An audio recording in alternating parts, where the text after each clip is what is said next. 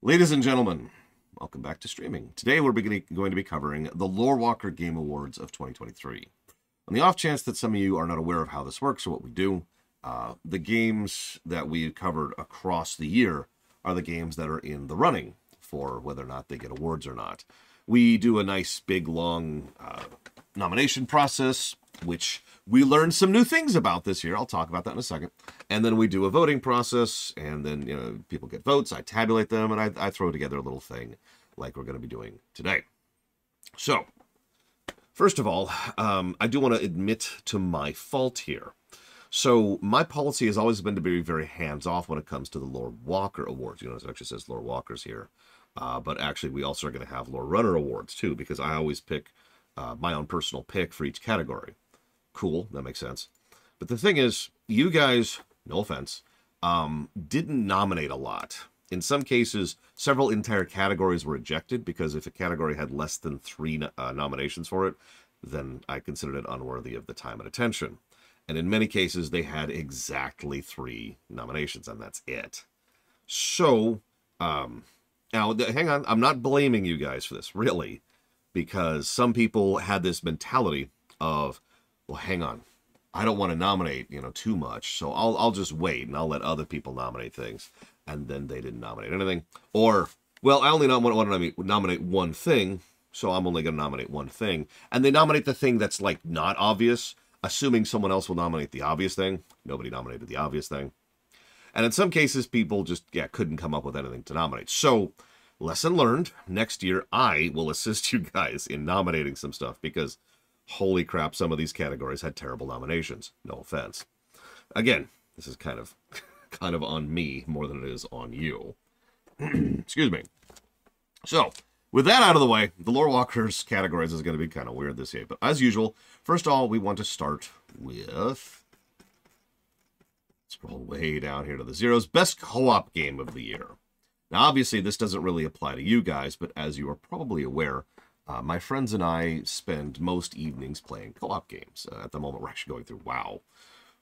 But as we're moving through those, I like to keep track of each individual game we play and figure out which one is the best co-op game of the year. This year, we played through Darktide. We played Ghost Recon Wildlands. We played Fueled Up. We played Factorio. We, of course, played WoW. And we played Shoot as Blood and Teeth. All of those were good games and fun games. Shoot as Blood and Teeth was very buggy, like shockingly buggy. I'm actually not sure how that's going to score. Darktide was interesting because it reminded me a lot of Overwatch. A good game marred by the fact that it has no real content. Like, it's just... And then Venters comes in at the last second. God damn it, Venters. I sat there for like 5 minutes. Thank you for the sub, Venters. If you want to put that towards up to 3 things, please let me know. Darktide has no real content to it.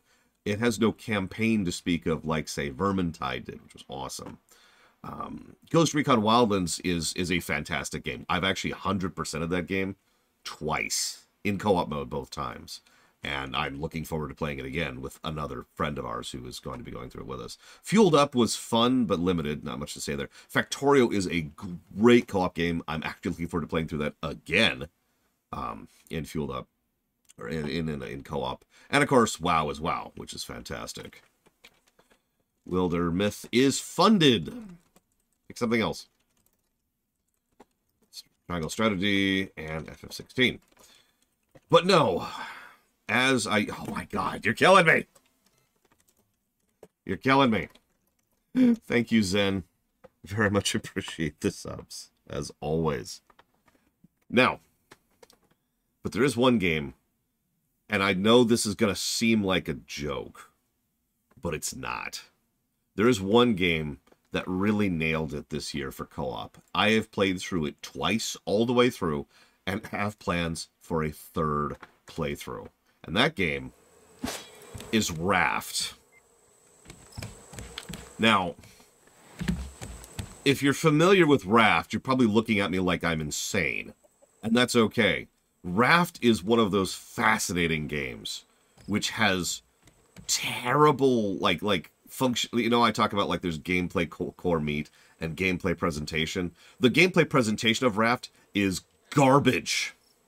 It like literally, I can only play at certain resolutions because the interface is badly designed to the point where you cannot read what you're doing unless you're in certain specific resolutions. The game has stuttering animations and like glitchy physics or non-physics. Its platforming is bad. Its graphics are tame.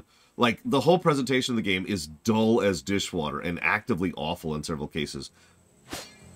And yet, I find the story legitimately engaging, and the core meat of the gameplay is actually awesome. It also has an extremely strong modding scene, with a lot of cool stuff you can do with it. And it is a great co-op game. This is a game that is fundamentally fun to play with a friend, which is why I've played through it all the way through twice already, and have a third playthrough planned. By the way, what do you think of my raft? We spent quite a while building that one. A little bit of spoilers if you're looking at it, but like nice multi-story Death Doom here. We've got the engines down below, of course we do. Nice little, you know, I'm just doing a little tour here, showing it off. This is a great co-op game, and that's the whole point of the co-op game reward. It's not just a good game, it's a good co-op game. And this game, like, oh my god, like one person builds and one person handles the shark and one person is handling the food, and then one person goes aboard the island while the other person is building stuff on the raft.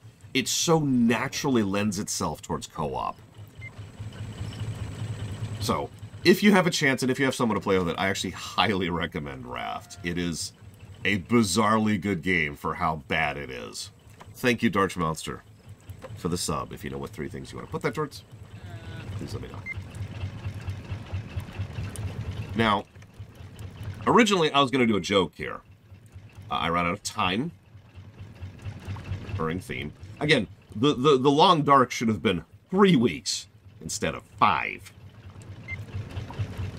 Grounded was last year, Ross. Dealer's choice. You got it, Darch Monster. Thank you. Hang on, I wasn't actually ready for that. There we go. Put it down there. Okay, so, I was originally going to do a joke here, where I was going to be like, all right, and here's the winner for this award, and now here's an ad. And then there was like I was going to play an ad, and because for those of you who didn't actually catch the real video game awards, it was garbage. It was actually legitimately garbage. You'll notice I've left all levity from my tone to emphasize that this is not a joke.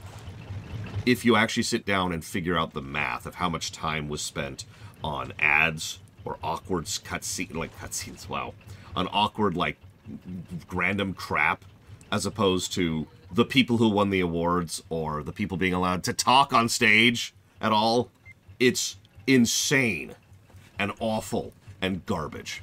I hate it. I hate it. I spit on it. But I was going to do an ad thing, and I was just going to put up an ad for the Final Fantasy Rewrite. But you're going to have to live with the fact that it's there. Ad plug. Moving on. Next category. Yeah, we dedicate this award to our deceased colleague. Wrap it up. Wrap it up. Next category is the worst romance. Is this, looks like this is me only. Yep, because you guys didn't have a worst romance. So I had a couple of options. First was from Nithrius towards Fell Seal. Hang on a second. You like the music in Raft? Actually, there is music in Raft, but it only plays intermittently.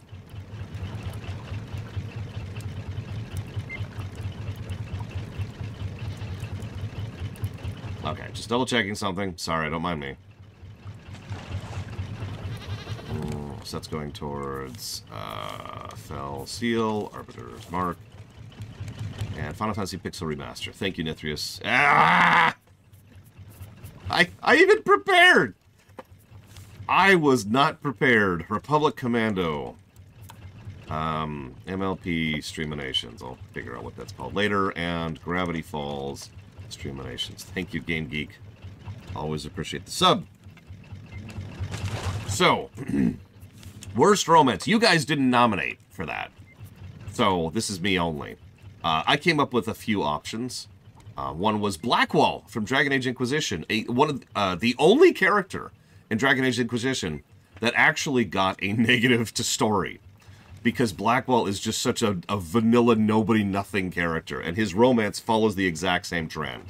Why is that even in the game? Why is he even in the game? He is supplanted in every way by Cassandra, even gameplay-wise. Yeah, even his plot is just whatever. Moving on. My second pick was Eleanor. Bonus points if you even know who I'm talking about before I mention it. I'll give you a few seconds. And Eleanor is from Dragon's Dogma, the princess, the canon romance option. Because the romance in Dragon's Dogma is... Like, honestly, I thought about just giving it to Dragon's Dogma in general for romance. Just to be really blunt about that. But no, we all know the real answer here, right? Because the actual... oh, sorry, this is a runner category. I should be down here. The real worst romance is this loser. A worthless garbage character that we had to pay extra money for in order to gain the privilege of hearing him whinge about 2 character arcs, both of which could have been interesting, and neither of which are. This guy, given that BioWare's shtick is and has been since the late 90s romance, the fact that this guy is this bad of a romance option is hysterical. This is Sebastian from Dragon Age 2. He was a paid DLC character who is a terrible character, another negative to story character, by the way. If you decide to go through his romance, you can basically push him towards being with you, by which I mean he's not actually with you, of course, because he has to remain chaste and maintain his vows. Or he could be rule on high as Sultan, except that's not even an option. God, it's so bad. It's not any level of good. So now we get the best romance. Now, thankfully, you guys did come up with some categories for best romance. And I just realized I'm stupid because I need to have this thing up over here so I can actually see who won here. So for best romance, you guys nominated four options. No, I did not, and I don't have time to set it up right now. So option 4 is, of course, no, you're right, I should set it up because then we could do timestamps. Because I need to, by the way, I'm looking to hire someone. I don't have a lot of money, but I'm willing to toss a few bucks your way. If you're willing to timestamp this for me for the VOD, I'd really appreciate it. Anyways, hang on, let me get the frickin' thing going. I hate everything. Let's just go up here for a second. Ignore everything for a second. Ignore everything. This is not technical issues. I'm just trying to find a file. There it is. Okay. So we'll go down here. I just need timestamps for each reward. That's all I need.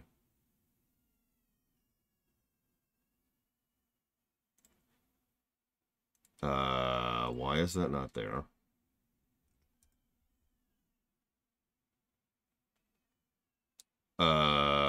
Come on. Hey, there it is. Wong. Behold! Behold! Now let's scooch this over into the corner. Kind of shrink that a little bit. Scooch it more into the corner. So let's go down to here. I mean, if you want, yeah, you could do that, but I'm gonna copy it into this thing regardless. You can also just send it to me on Discord or make a text or whatever. No, when I begin talking about a category is the idea. So, next award is for the best Lorewalkers best romance, and that's then when you say Lorewalkers best romance, and that's the timestamp. Sense make? Don't count this one because we're setting up a timer. Why is this being so dumb? There, sure, whatever. It's good enough. Best romance, Lorewalkers.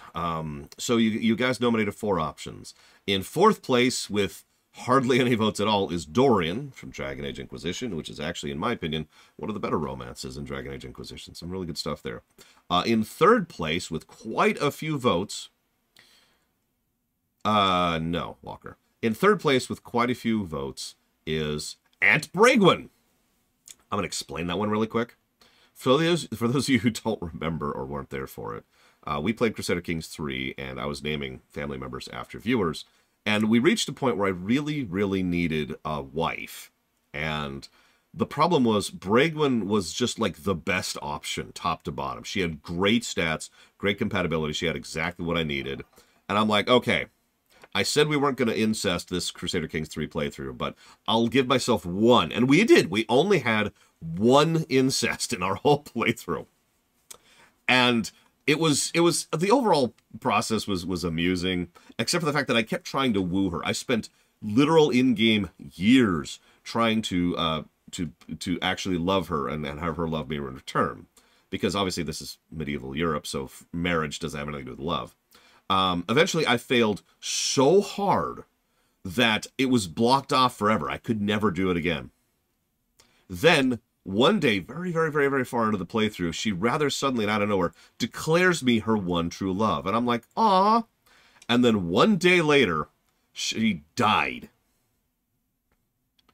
Now, if you don't fully understand that, if there's a system in the game called stress, and you obviously gain stress when a family member or somebody you cares about dies, but it's like additive, right? So she was a family member who was my wife, so that's 2 levels of stress, but then she declared me her one true love, which is like an additional 3. So I gained like turbo stress because right before she died, she was like, oh, just so you know, I'm your one true love. Ugh. And you know she did that on purpose.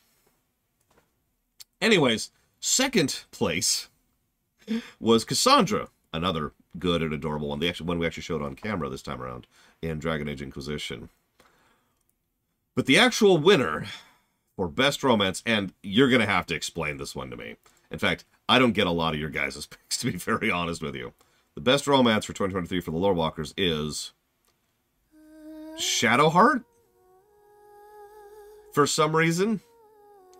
I mean, let's be honest with ourselves. The reason why is because Baldur's Gate 3 is recent and popular. No offense, but a lot of people both nominated and voted for Baldur's Gate 3 stuff. So, I'm pretty sure the reason that Baldur's Gate 3 swept is because of the Baldur's Gate 3 effect. I don't particularly... I wasn't super fond of this romance. In fact, I didn't even give it any additional positives. And so I don't really have anything to say about this. It definitely existed. It was definitely a real thing. Moving on. Oh yeah, I also missed out on a tremendous amount of it. Sorry, yeah, actually, let's stay up here for just a second. To really emphasize how ridiculous this is, or this was for our playthrough. So, we romanced Shadowheart. And you know how romance works. Like, there's usually like a scene, and then you progress the relationship, and then there's a scene, you progress the relationship, there's a scene. So we got the second scene of our romance with her in the ending. After we beat the final boss.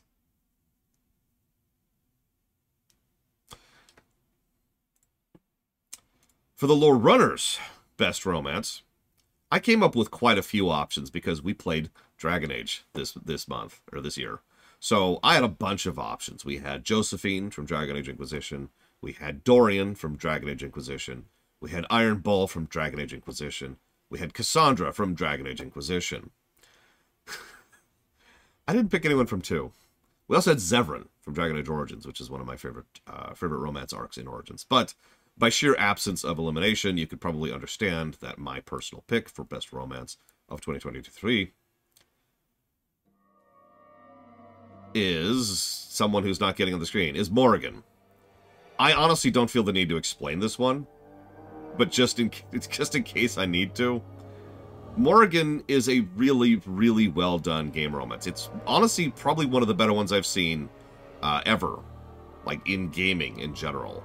It's a long, satisfying arc, which is there's a lot of nuance to it, there's depth to it, it really fleshes her out as a character, and it really adds to the narrative as a whole. It's even directly tied into the main plot based on later things. I don't know what else to add to that. That's exactly what I look for in a video game romance. And I hope that people will not say I'm just picking it because she was voiced by Claudia Black. Our next category. Yes, Judo Joker.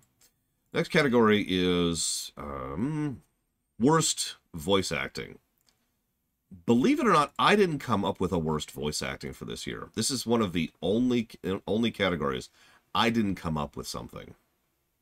Because I couldn't think of any voice acting I would consider legitimately awful enough to warrant considering it the worst voice acting of the year. The only bad voice acting we had this year was Castlevania. Soten. And that doesn't that's not in the spirit of the category, right? In fact, if you remember, we gave that a positive. So no, I don't think I was going to go for it. So instead, we're just going to go with your worst voice acting, which we have several categories for, of course. Of course. Because you voted for Shantae 5, which I barely remember. Soten, Castlevania, we already mentioned this, but no. The game that actually won worst voice acting for you, and I find this highly funny to me, is Ace Combat 4. Part of the reason I find this so funny is I don't remember the voice acting in Ace Combat 4. I had to go back and rewatch the VOD to listen to it and figure out what exactly was bad about the voice acting. And I listened to it, and it was just there. Again, it wasn't bad enough for me to consider it bad. This is almost a bit of a gimme category, so I couldn't really give anything for this one. So yeah, it kind of won by default. Not much else to add to that one. But then you had to pick your best voice acting, so we'll stay on Lorewalkers. So Lorewalkers' best voice acting of the year. Now, I'm going to take the blame for this, because you guys voted for games. I voted for voice actors. So that's on me for not making that category a little bit more clear. So the games you guys voted for, Total Warhammer 3 got several votes.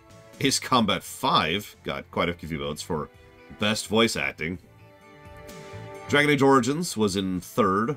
Grand Theft Auto 5 was in second, which means, and try to be shocked, the best voice acting for the Lorewalkers for you guys is, of course, Baldur's Gate 3, because it's going to just sweep.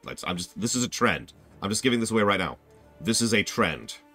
This is life. This is exactly what this is going to be for the rest of the Lorewalkers. You're just voted for so many Baldur's Gate 3 things. I don't even have anything to add to this. Baldur's Gate 3 does actually have a good cast. I'm not trying to disagree with that. But, I don't think it's as cut and dry. You guys voted overwhelmingly for Baldur's Gate 3. Like, well over half the votes was for Baldur's Gate 3, which is crazy. To be clear about that, I'm not saying I disagree, but like I said, I don't think it's that big of a sweep. Dragon Age Origins has fantastic voice acting. Dragon Age Inquisition has fantastic voice acting. StarCraft 2 has fantastic voice acting. Grand Theft Auto 5 has fantastic voice acting. All of these games I would consider in the same level of general quality up there. So for me, it's just not that overwhelming of a victory. Just my opinion. Still some good stuff, though. Oh, and Asterion, could you get off the stage? We need to move on. All right, moving on. I can't believe they did that. That was so bullcrap. God, they need to be taken out back and punched. Moving on. We're going to go with individual characters next year 5. I'm going to make that much more clear. Speaking of which, my picks for best voice acting. So I had several options. Varric from Dragon Age 2 and Inquisition. Abathur from StarCraft 2. Tychus from StarCraft 2. Alarak from StarCraft 2. But I ran into a weird problem. So, oh yeah, by the way, we also had God of War 5 this year. So that's another fantastic voice acting game. So I ran into a weird problem, because then I narrowed it down to Morrigan, as played by Claudia Black, Kratos, as played by Christopher Judge, Trevor from Grand Theft Auto 5, as played by Stephen Ogg, and Michael from GTA 5, as played by Ned Luke. All of these were triple positive voice acting roles. Every single one of these is what I point to when I say those are that is peak. That is peak voice acting quality. It's bonkers good. Holy crap, right? And that's the problem. I legitimately could not actually pick from amongst that category. So rather than even bother doing so, I just give the positive to all 4 of them. I give the reward to all 4 of them. Claudia Black did an absolutely amazing job with Morrigan. Even to this day, she manages to put so much into her performance that I legitimately think that most of why we like Morrigan as a character is down to the actress. Kratos, Christopher Judge has been knocking out of the park in general, and Kratos is, again, nuance, detail, subtlety. It's especially funny in Kratos' case, because Kratos doesn't really say a lot. He doesn't really speak much, and so he has to carry so much of the performance in his performance. And I'm apparently talking too quickly because we're still on Morrigan in the visuals here, but whatever. Trevor, over in Grand Theft Auto 5. Once again, a character you wouldn't exactly think has layers or nuance to him, but is honestly probably the best written character in GTA 5. Oh, now we're switching over to Kratos. Jesus. Yeah, GTA 5's conversations were smooth, natural, well-written, well-performed. Holy crap. Just absolutely phenomenally bonkers, well voice acted. Which is why the 4th one that also wins there is Michael from Grand Theft Auto 5. Once again, played by Ned Luke, who just layers his performance. You hear so much of who and what he is. And he even sounds different when talking to different people, which is extremely logical because we're that way in real life.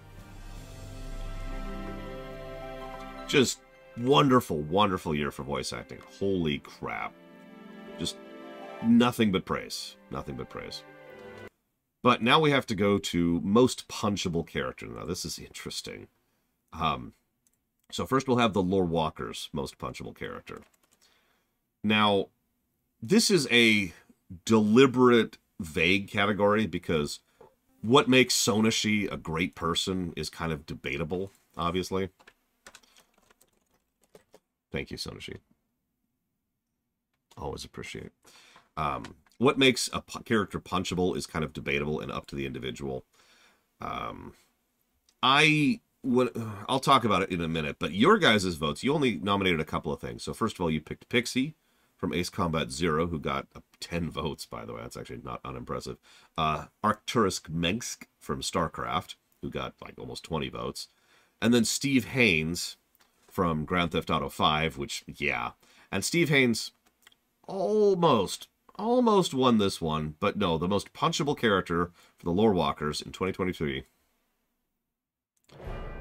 is Anders. Because of course it is. Do I even need to explain this? Anybody who's played Dragon Age 2 immediately and perfectly understands why this jackass is so punchable. People, do I need to explain this? No, of course I don't, because there's nothing else to add here. He is so punchable that people, literal years and years and years and years later, continue to bring up Anders as one of the biggest talking points and one of the biggest missteps of Dragon Age 2. Because he is that punchable of a character. Yeah, that's not Anders, which just makes him so punchable. He's not the worst character. That's different. He's the most punchable. God damn it, Anders. Get off the screen. Ah. So, my most punchable character. So let's go down to the Lorerunner's most punchable character, which is Jay Palmer. I'm joking. I had a lot of options here because I came up with a lot of... You guys only came up with 4. I came up with like 10. I had to limit myself. So in no particular order. Ned Goodwin. God damn it, Jay Palmer. Thank you very, very much for the sub. Always appreciate... Ah! No! Wait! Okay, hang on. How many people know who Ned Goodwin is before I tell you who it is?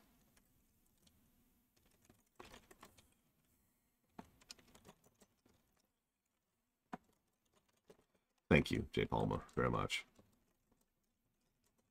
And thank you, Brennian. Always appreciate it. If you want to put that towards up to 3 things, please. Mr. Red is right. Holy crap! I didn't think anybody would get it. It's the villain from Firewatch, a jackass who abandoned whose negligence led his child to die, and then fled from the world and hid in the woods, and was just an asshole about it for literal years, and then was just a predatory dickhead, like what do you call that? Sandbagging? No, that's not the term. Gaslighting. A gaslighting jackass to the main characters for the entire game.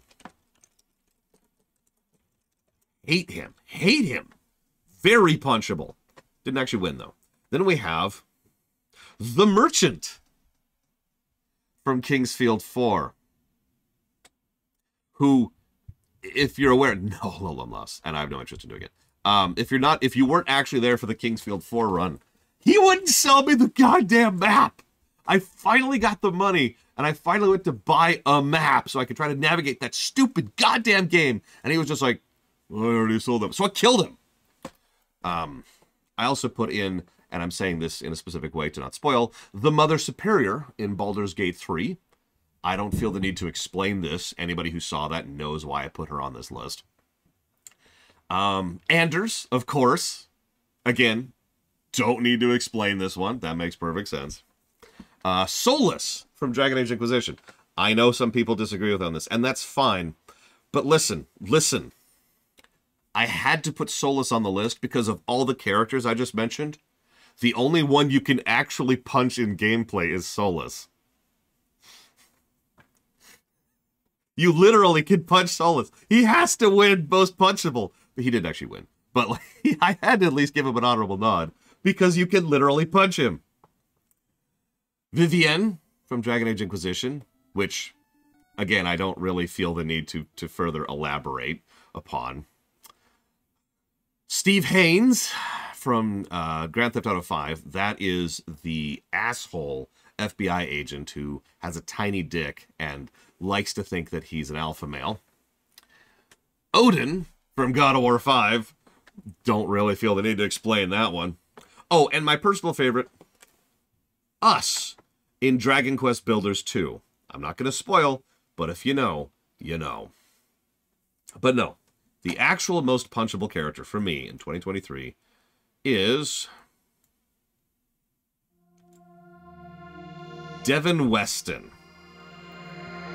I explained this to a friend of mine when I was collating this list, and they were like, why? And I played for them the scene that I have captured footage for you right now, the scene that's showing in the background. And this one cutscene by itself made them go, oh my god, I want to slug this guy. He is such an extraordinarily well-written asshole. He is just designed to be the most unlikable, punchable jackass. And they do a really disturbingly good job of writing him to be this terrible, terrible human being. This man is disgusting. And he deserves to be punched in the face. Thank you, Dark Day. Always appreciate you.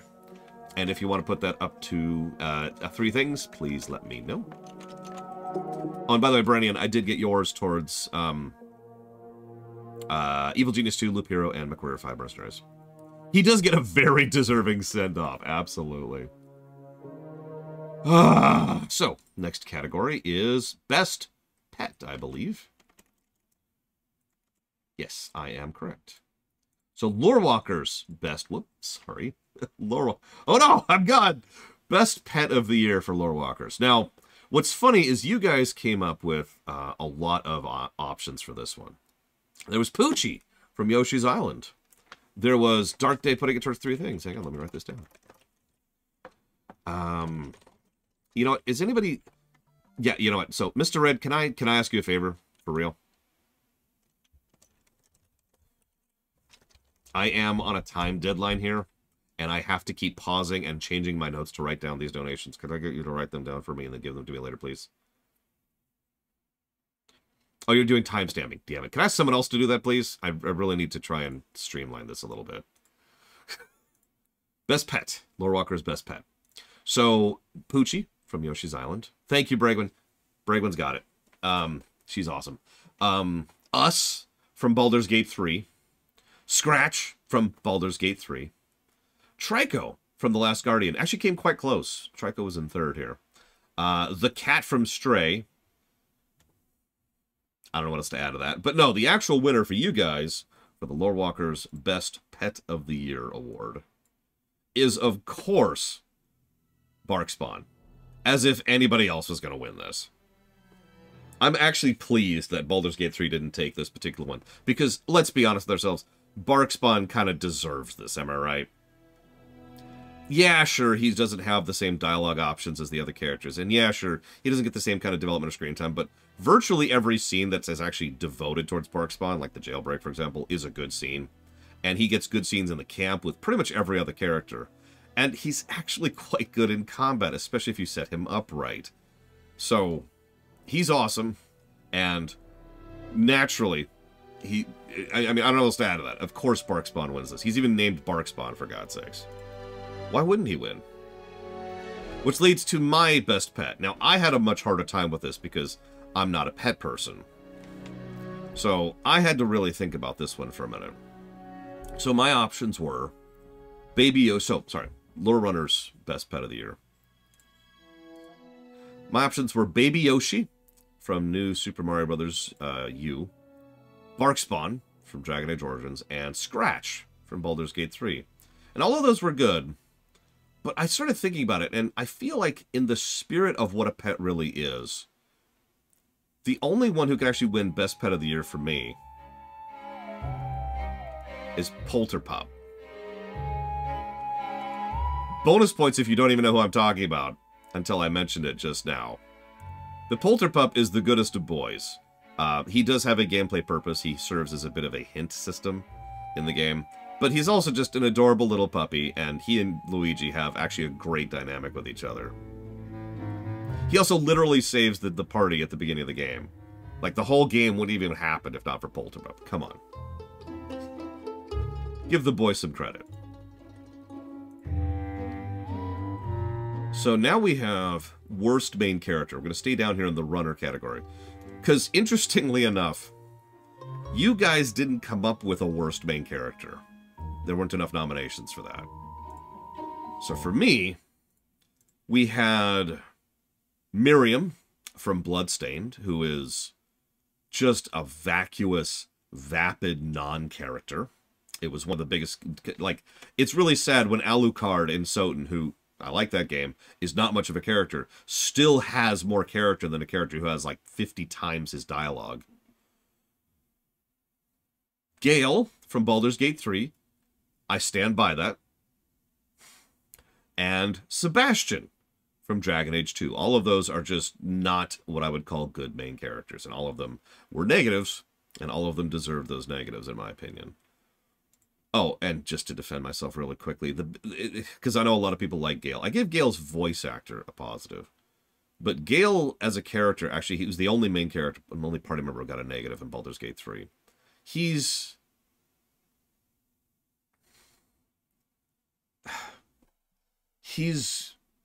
awful. He's just... He's this super ultra mega mage who was experimenting with Netherese artifacts and was one of the personal lovers of the god of magic. I could stop there to explain why I don't like Gale. And it's just... But no, the actual worst character for me, for 2023... Of course it's Anders! Why would it be anything other than Anders? This pile of trash completely stains all of Dragon Age 2 simply by being in the game at all. For all intents and purposes, if you just ejected Anders from Dragon Age 2, the game would literally get better by his mere exclusion. God damn you, sir. Get out of this game. I should, by the way, I should clarify that I'm specifically meaning Anders in Dragon Age 2, not Anders in Dragon Age Origins, just to be very clear about that. Because I like him back in, whatever it's called. Let's be very clear. Now we get to a category where I'm going to be a little bit disappointed in you guys. So for the Lorewalkers, best main character. Okay, so that's not too bad. There's lots. We have had so many good main characters this year from so many different games. Naturally, you only nominated 4. 3 of them are from Baldur's Gate 3.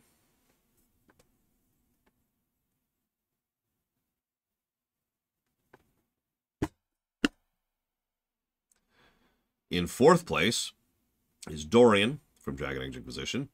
In 3rd place is Lae'zel, and in 2nd place is Karlach, which means I'm going to flat out disagree with you on this one, by the way. Your pick for the best main character for 2023 is the Dark Urge.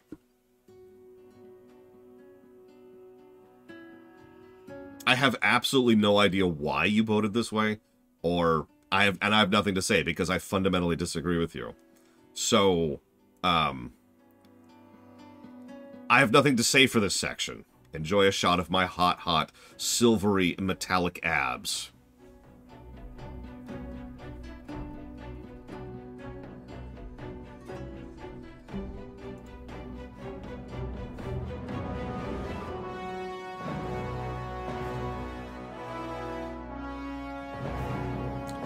Moving on. Lorerunner. Best... Oh, God, Blue Elf Alex. That would be terrible. Speaking of which, so my pick for best main character. This was hell. I had a hell of a time figuring out a best main character for myself. Because we had so many. I had to do multiple rounds of elimination to narrow it down to my actual best main character. There's so many good main characters this year. Even when I narrowed it down to, like, what is this, like 15? 12. I narrowed it down to 12 options. In no particular order. Malroth from Dragon Quest Builders 2. A fascinating and engaging character with an awesome character arc, and probably one of my favorite story arcs in a Dragon Quest game in general. Plague Knight from Shovel Knight, who is a weird combination of adorable and hilarious, while simultaneously being, like, legitimately sweet.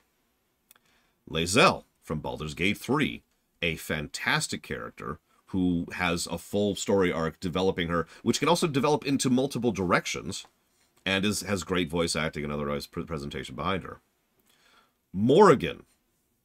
I feel like I've already talked about this, but great voice actress with great character arcs and all kinds of wonderful fun stuff for her. So, yeah, again, a really, really fantastic character. Varric, who is also in 2 games, both times as a main character. Varric is so good that the actual developers changed their minds about killing him and decided instead to make him a main freaking character. Cassandra, who honestly is probably one of, if not my favorite character from Dragon Age Inquisition. They really did a lot to develop her and push her into multiple directions, and I love her story arc. Tychus from StarCraft 2. I don't feel the need to explain this one all that much, because most of you probably have never even heard of StarCraft 2. I think I'm the only one to play that game. But Tychus is probably the best character in StarCraft. He is extraordinarily well fleshed out. He has a fantastic voice actor. He has a significant story arc. That is, the entire game is his story, front to back. He is in the first scene, and he is in the last scene. Abathur from StarCraft 2, who is probably our best insight into the Zerg ever, across all media, and they did a great job with Abathur. He is exactly as alien as he needs to be, while still being fully understandable. And writers like to do amoral or orange and blue morality characters, but they don't always do a good job of it. Abathur nailed that. He is exactly the kind of alien mentality we needed for the Zerg. And Alarak, excuse me.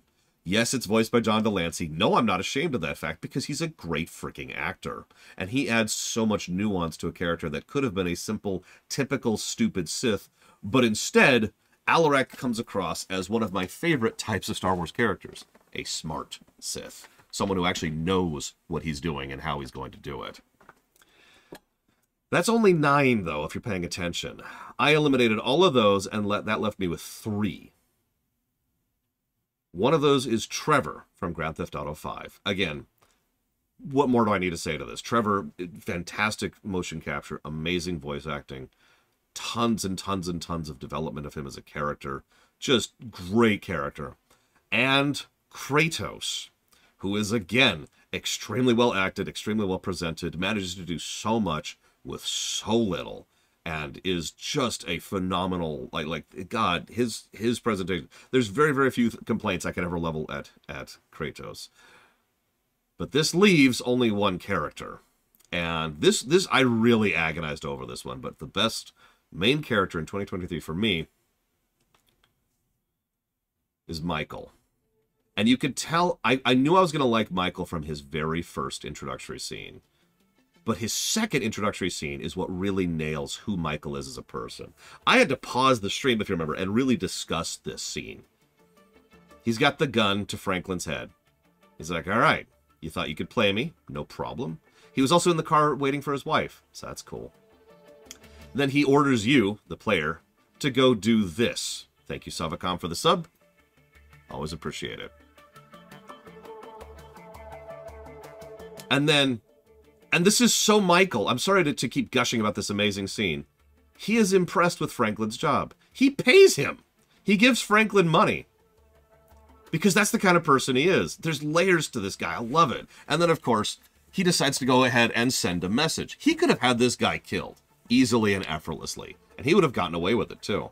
But instead, he decides to go ahead and beat him up. He needed to send a message. I love Michael. Michael is just is such a good character. He might be in the running for one of my favorite main characters ever.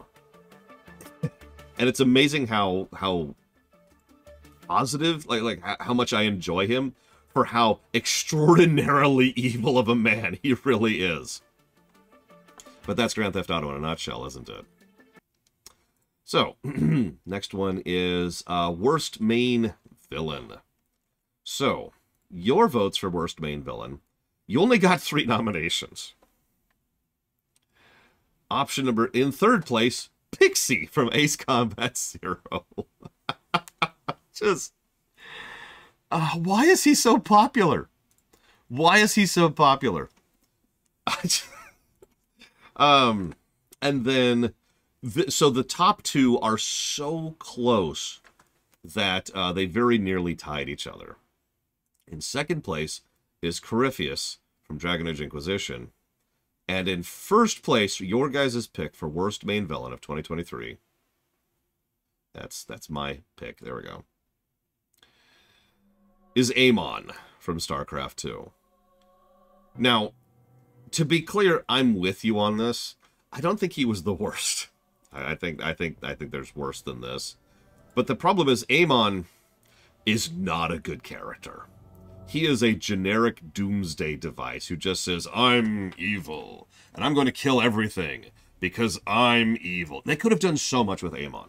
He could have been such an interesting and engaging character. He could have been, there could have been layers to him. They could have been depth to him. It's not like they can't write villains with depth in StarCraft 2. There's actually quite a few of them.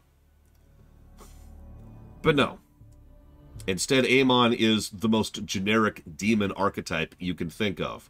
I'm evil, mwahaha, and that's the extent of it. Which brings us to my worst. So, oh, I forgot to change the thing. I apologize. Sorry, Mr. Red. So hang on. Your worst is Amon, and then over to me. So my worst. Worst main villain. I had several here. Amon, I'm just going to be honest, I also picked Amon. I didn't pick him as the worst, but I picked him as one of my worst. For all the reasons I just mentioned. The Traitor from Dawn of War 2. Now, I say that generically because, for those of you not aware, in Dawn of War 2, who the traitor is depends. There's several ways that can go, based on how you play through the campaign. But, oh god, blew off all its. But we showed all the traitors off in our playthrough of that, and none of them were good. And the whole mechanic is dumb to begin with.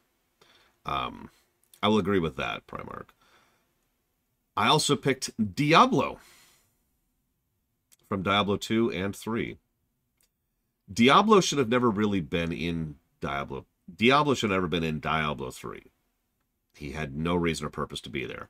And as I complained about constantly during the Diablo lore run, Diablo is like, I'm the biggest, bestest, villainous, all characters, all ever. And the only reason he's there is because his name is on the freaking box. He has nothing to do with anything. He's not even the main villain of that setting. That would be Mephisto. No, instead, he's just there, and because he's on the box. And I can't wait for him to show up in the upcoming expansion, which they want to charge $100 for in Diablo 4. But no, I actually came up with a worse villain than that. Believe it or not. For me, worst villain of 2023 is freaking Corypheus. Now, in the interests of fairness, he has one salvaging thing in his favor, which is the scene where he is introduced in Dragon Age Inquisition. Now, I am specifically focusing on Inquisition here, by the way. But then, as we never stopped making fun of the entire rest of the game, Corypheus is just such a nothing burger. He is so vacuous. Right? Like, there's just nothing there. There's nothing to him. It's just... Oh my god! Like I don't even feel that it's a spoiler to mention that this is the final boss fight, by the way, that I'm showing here. I don't even feel this is a spoiler because it's not anything. It's just, hey, here's Corypheus. He's the main villain for some stupid reason. I know, like, just God. He's got a good song, except it kept playing for cutscenes he wasn't in. Ah, what a waste of everything. All right, so best main villain. Now, it looks like you didn't come up with a best main villain. So, Lorerunner best main villain.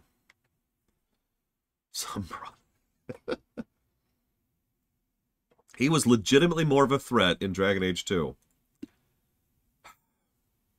We had a lot of good villains this year. I really had to work to narrow this list down a little bit. We had the Joker from Batman Arkham City, specifically City. We had the Shriek from Ori and the Will of the Wisps, which was just terrifying in all the right ways. We had, and this surprised me a little bit, but the more I thought about it, the more I agreed with it, Hargon from Dragon Quest Builders 2. Now, if you don't understand how that's surprising, let me make this clear. For those of you not familiar with the Dragon Quest series, villains are not that series' strong suit. The overwhelming majority of main villains of Dragon Quest games are generic villains, and that's it. They're like, wahaha, I'm evil. No characterization whatsoever. That's true even in 11, which I consider to be a fantastic game otherwise. So Hargon being as well developed as he was in Dragon Quest Builders 2 really surprised me. But he is, and he was, and he's awesome. And then, of course, we have Loghain from Dragon Age Origins. I know that it could be debated, but in my opinion, he qualifies as the main villain slot for Dragon Age Origins, and I stand by that. But none of these won it for me because, and I gotta be honest, this is one of the few picks that was just an immediate, no, the best main villain for 2023 is Odin. I cannot gush enough about how horrifically, insidiously, brilliantly evil this monster is. This guy, like, I can't summarize it for you. You have to play the game or watch the stream. This guy is so evil. He is a brilliantly done villain. He is a fantastic, interesting, well-written, well voice acted, well motion captured, amazing villain. Yeah, he is a mafia boss god.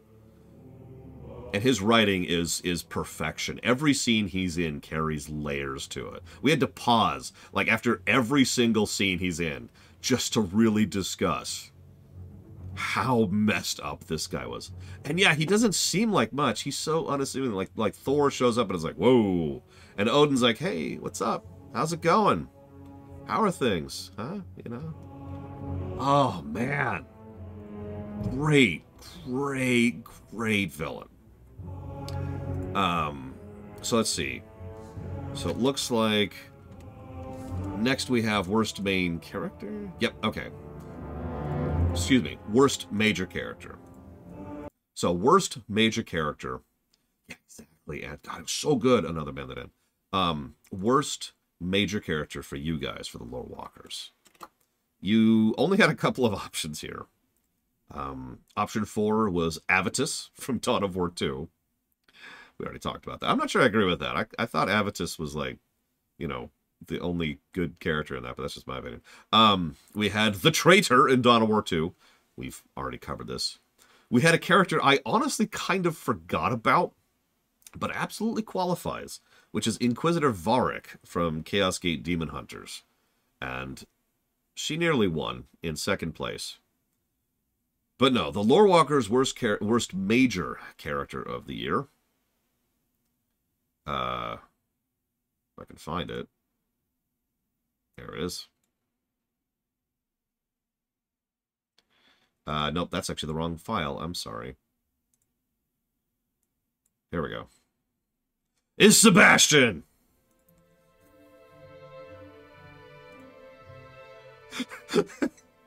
I feel like I've already covered this. What I find funny about this is actually he's not a major character. He doesn't qualify. I don't want to get stickler about definitions, but by definition, Sebastian would be a main character, not a major character. Nevertheless, this is my fault. Next year I'll be curating the list a little bit better. But yeah, this guy is just, oh God, screw you, Sebastian. Screw you and everything about you. Moving on. So, worst major character for me, I actually almost only came up with 2 options here. One of them was Zeratul, and that hurt me to mention that, because I like Zeratul, but honestly, he was just done so dirty in StarCraft 2. Thank you for reminding me. He was just such a nothing burger in StarCraft 2. He might as well have not even been in StarCraft 2. And that's a damn shame. But that doesn't really qualify for worst. So I couldn't in good conscience pick him. So instead, my worst character for 2023 is Talus. And I know at least one person's already going to disagree with this. It was Shadow Machine, who already disagreed with this.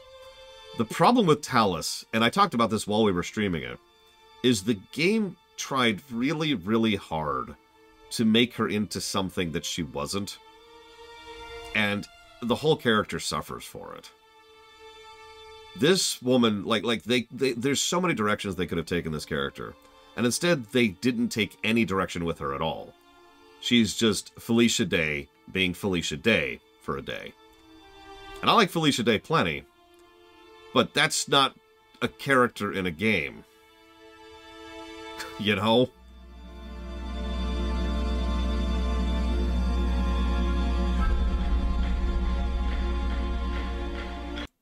Enough said. So, now we've got best major character. Okay, so it looks like we're going to do my stuff for a bit. So, Lorerunner's best major character. You guys didn't come up with anything. Yeah, exactly, Lord Harriman. I came up with quite a few, but I decided to limit myself. So, in my mind, the definition between side character, major character, and main character is very distinct. But that's because I've spent time and effort thinking about it. And again, this is my fault for not clarifying this. Main character is majority of screen time and playable. Major character is substantial screen time and not playable. Side character is everything else. So, you know, anybody who is playable automatically does not qualify for major. And anybody who has a decent amount of screen time does not qualify for side. Make sense? It's pretty much the exact same way I would cast if I was casting characters. So for me, the best major... I actually didn't come up with much else, but I did come up with a best major character. In fact, I came up with 3. The first one surprised me. Bane from Arkham Origins. I wasn't expecting to like him that much, but it was a really good portrayal of Bane. And that's rarer than it probably should be. And so I have to admit that I enjoyed him in Arkham Origins quite a bit. He was intelligent, he was on top of things, he was analytical, and of course he was a beast in combat. I also put up the Aeroshock. The Aeroshock in Dragon Age 2 is awesome. Almost won this. I was very, very torn on this one. Because I couldn't stop gushing about him. He is exactly a perfect encapsulation of what the Qun really is. and is a great example of someone who is extremely evil. Let's be clear about this, and is definitely someone who would be a villain and is my opponent, but I absolutely respect them despite that fact. But my actual pick for Best Major Character for 2023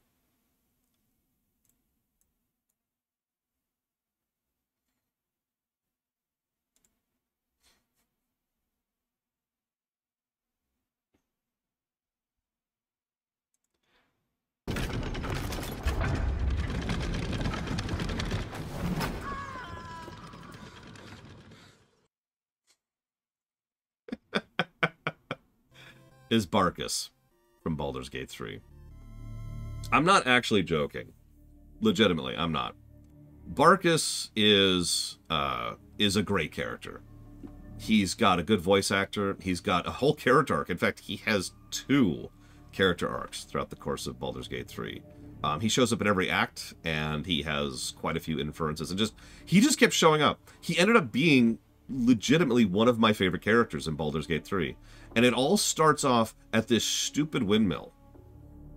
And if you don't release him from this windmill, then you never actually see that whole character. And he could die. We mathed it out at one point.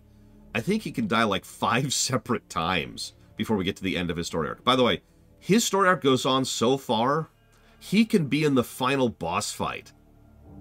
Like, he is that long of a character throughout the course of this game. He is absolutely a major character, and he is an awesome major character. I love him. Just, yeah. There you go. There's your Baldur's Gate 3 nod. Thank you, Sean. Always appreciate the sub. Also very buggy. All right, so then we have worst side character. So once again, you guys couldn't come up with something for this. Probably a definitions issue. I've already defined side character. They're not playable, and they don't have a lot of screen time, so they only have to show up periodically. I came up with 3. First is everyone in Dragon's Dogma. Moving on. Second of all is that frickin' Jinn in Baldur's Gate 3. You remember the one, right? In the carnival area, right? Just that asshole. And there's no pleasing him. There's nothing you can do to please him. He's just a dick. I tried, too. It was just like, no. He didn't give me an awesome weapon, but I did get an awesome weapon as a consequence of him. So I'll take that. But no, this was actually a gimme. This was an easy one. Worst side character of 2023 for Lorerunner is Jimmy. I hate Jimmy. And I've always hated Jimmy. But going back through with review really emphasized how much this isn't just an irritating character. He is a bad character. He is improperly used in the narrative more than once, and the game tries really hard to make him likable and prove him right, while at the same time making him a despicable human being who is wrong. Jimmy sucks.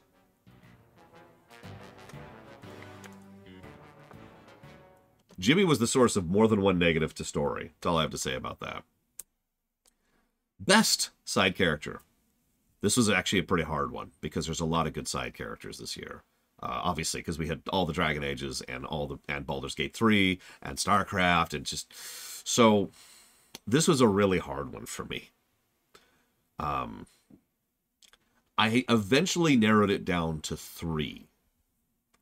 First pick for me was, and I know this is going to get some hackles, but I don't care, the Flowers. No, Mr. Red. The Flowers from Mario Wonder. I count them as one character because one voice actor, but honestly, they added so much additional flavor and presentation and just additional, I don't know what else to call it. They added to virtually every stage in the entire game. And the enthusiasm, the voice acting, the little clips, love them. Absolutely love them. Thank you, Ginger Ninja. Always appreciate. And then we had, I know this is going to raise some hackles, Duncan from Dragon Age Origins. Duncan is especially up there because he in many ways is presented as your typical Obi-Wan, right? The mentor kind, who's like, yeah, no, I'm here, and I'm totally going to be this thing, and I'm kind, and I'm understanding, and I'm tolerant, and none of that is true. Duncan is a cold fish, as we talked about during the thing. And the more you see of Duncan, the more of the origins you see, the more you realize that he is a very vicious pragmatist, but not in an evil way, in a way that makes perfect sense. He is exactly what I would expect from a career Grey Warden. Someone who is already starting to hear the call. Someone who has been doing this for years and years and years. Duncan, yeah, he's very cold calculus, and he's just long since accepted exactly what he needs to be. But here's the thing. While Duncan almost won this for me, I realized that in the spirit of what a side character really is, I wanted to pick someone who was more side, if that makes any sense. Someone who is just kind of in the background, but adds to the work by virtue of being in the background. And for me, that's Donnie Vermillion. And I mean that with total sincerity. Donnie is one of those fascinating characters that's initially showcased as just a joke. He's just there to add some humor and levity to the background.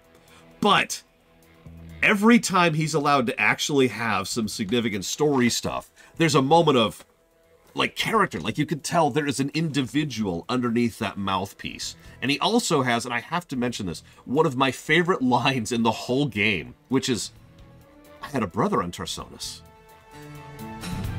I had a brother there. And he just stalls because of that.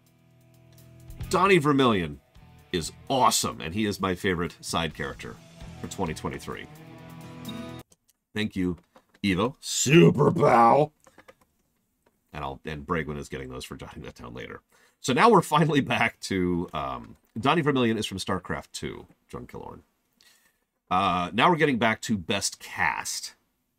So we're going to have Lorewalkers best cast, because oh my god, this year was stacked with casts. Holy crap. This is another difficult one. So you guys, hang on, let me pull up your results here. So for best cast for you guys, we had Dragon Age Inquisition, which had quite a few votes. Yeah, you know what's going to win. We had Super Mario Wonder, which I actually agree with completely. We have StarCraft 2, which I agree with completely. And we had Dragon Age Origins, which I agree with completely. However, none of those got even a third of the votes of the actual winner. In fact, I believe, hang on, let's do some quick math. Yeah, all of those combined got about a third of the votes of your pick for best cast of 2023. And do you know what it is?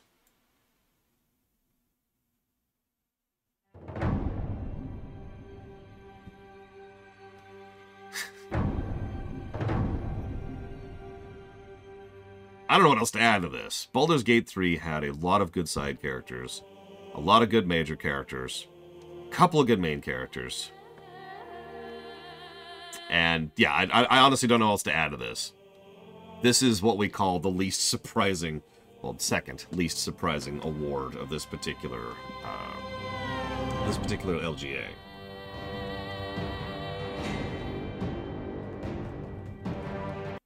Ahem. My best cast. So, Lorerunner's best cast. Again, this was kind of tough. We had a lot of great casts this year. We had Dragon Age Inquisition, which, while I do have some issues with the gameplay side of things, had a great cast. Absolutely fantastic cast. We had Baldur's Gate 3. Again, great cast. Fantastic supporting staff. Lots of memorable characters. We had Grand Theft Auto 5 with a great cast. But all three of those I ejected, because then I had to... this was another one where I had to do several limiting, like narrowing down elimination rounds to figure this out. So that left 3. One of them was God of War 5, which, god damn, that game. As I already mentioned, it had, for me, one of the best villains ever. And just, Odin is just incredible. And really, really well fleshed out. Some good stuff with all of them. You know, one of my favorite scenes is with the freaking dwarves. Then we had StarCraft 2, which I know it hackles some people to give a StarCraft 2 game a story thing like this, but StarCraft 2's cast is legit. There is a lot of great characters in StarCraft 2. Absolutely phenomenal, and different perspectives, different layers, yada, yada, yada. Which means, by process of elimination, my pick for best cast of 2023 is Dragon Age Origins. This one, I actually sat on this for quite a while.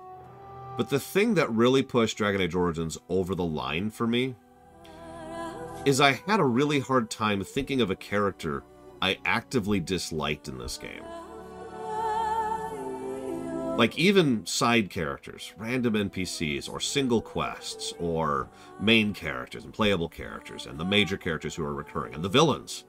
Dragon Age Origins just kinda nailed it top to bottom when it comes to its characters. And that's impressive, if I'm being honest. And I couldn't say that for every other game I just mentioned. Every other game I just mentioned has at least one character, one member of the cast, which made me go, ugh. Origins does not have that. So, had to go with Dragon Age Origins. Thank you, DirectD. Always appreciate and much obliged. Next category is a new category. Best Song. So let's pull up... Oh my god, Dark Prince Ribbon, thank you very, very much for the sub. Always appreciate it. By the way, I'm not saying what I'm putting it towards, because my wonderful, wonderful friend Bragwin is taking screenshots of those so I can jot out later, so we don't get bogged down in writing down donations. Thank you, though, very, very much. Best Song. You guys nominated 4 songs for Best Song, so let's go up to Lorewalker. We have The Unsung War from Ace Combat 5, which is an awesome song. We have Zero from Ace Combat 0, which is an awesome song. We have Honor for All from Dishonored, which I don't remember what that is. And then winning by a ridiculous margin, and again, try to be shocked for Best Song of 2023. Lives, oh mortal lives, expire. Souls go to their dooms in flame forevermore.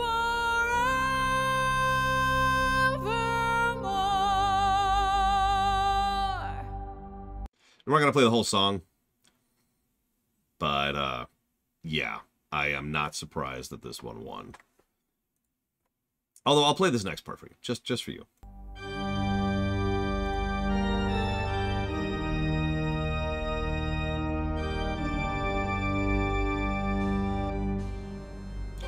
And thank you, Dark Day.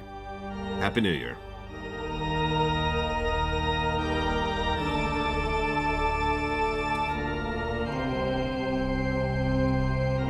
I'm not actually sure what the name of this song is. It is Raphael's boss song, as you can see by the fight happening there. Anyways, so Loreunner, Best Song. This was tough. So we just added the Best Song category this year. At Raphael's Final Act, thank you. And so I was really debating, because there's been some good music this year. We've had a lot of bangers. Once again, I had to bear it down, until finally I had 2. One of them was Heart of the Swarm from StarCraft 2. That's the one that plays during the trailer, if you're not familiar with it. That is a hell of a song, and I headbang to that semi-regularly. It's on my For Tonight playlist even now. But the other one, and I think this one might surprise a couple of people, but for me, the best song of 2023 was...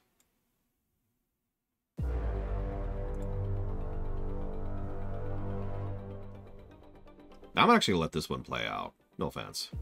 But it's also not, you know, copy wrong, so yay.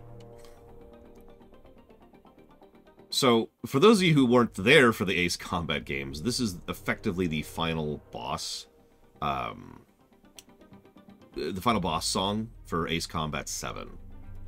It was also done at the last minute on personal request by the director, and they delayed the release of the game to get this song in it.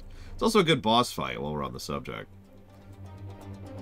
But all of that doesn't matter because the song itself does what I like out of a song. It tells a story.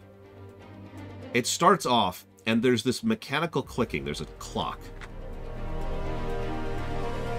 You hear it in the background there. And the whole song, like, if you're analyzing it, is very structured at this point. This is the kind of song a machine would make.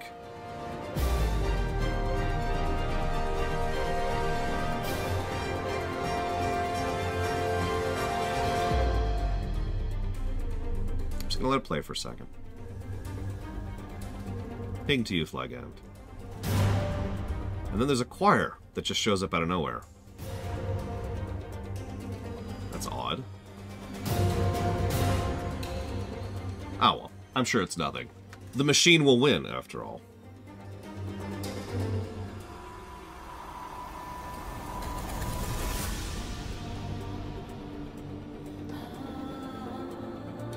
And then the voice slowly starts to come in.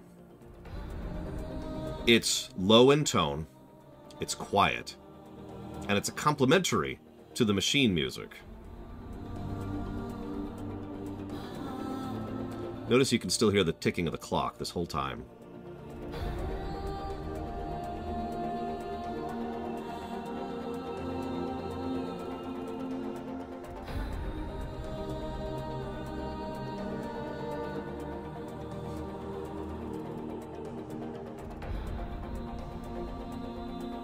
Oh man, Jay Palmer, that would have been awesome. So, the machine music pulls up a little bit more. It starts to drown out the woman's voice, right?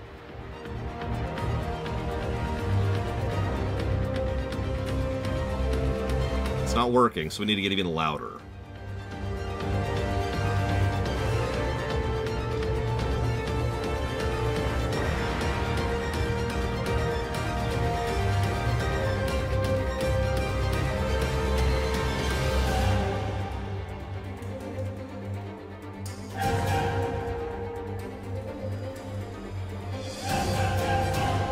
I think I'll let this part speak for itself.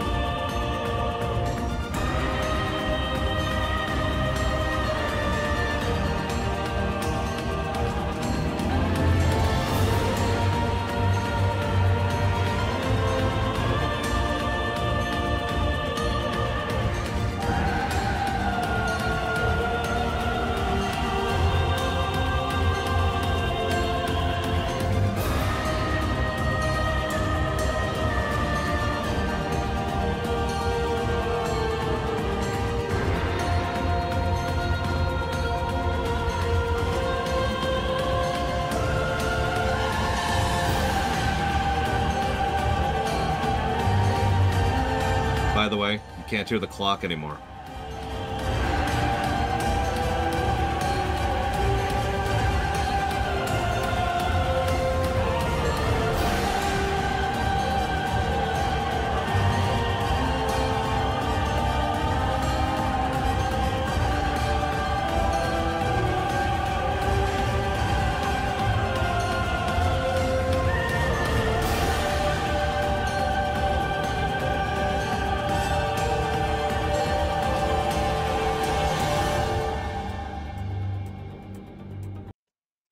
And that is what it takes to have the best song of the year.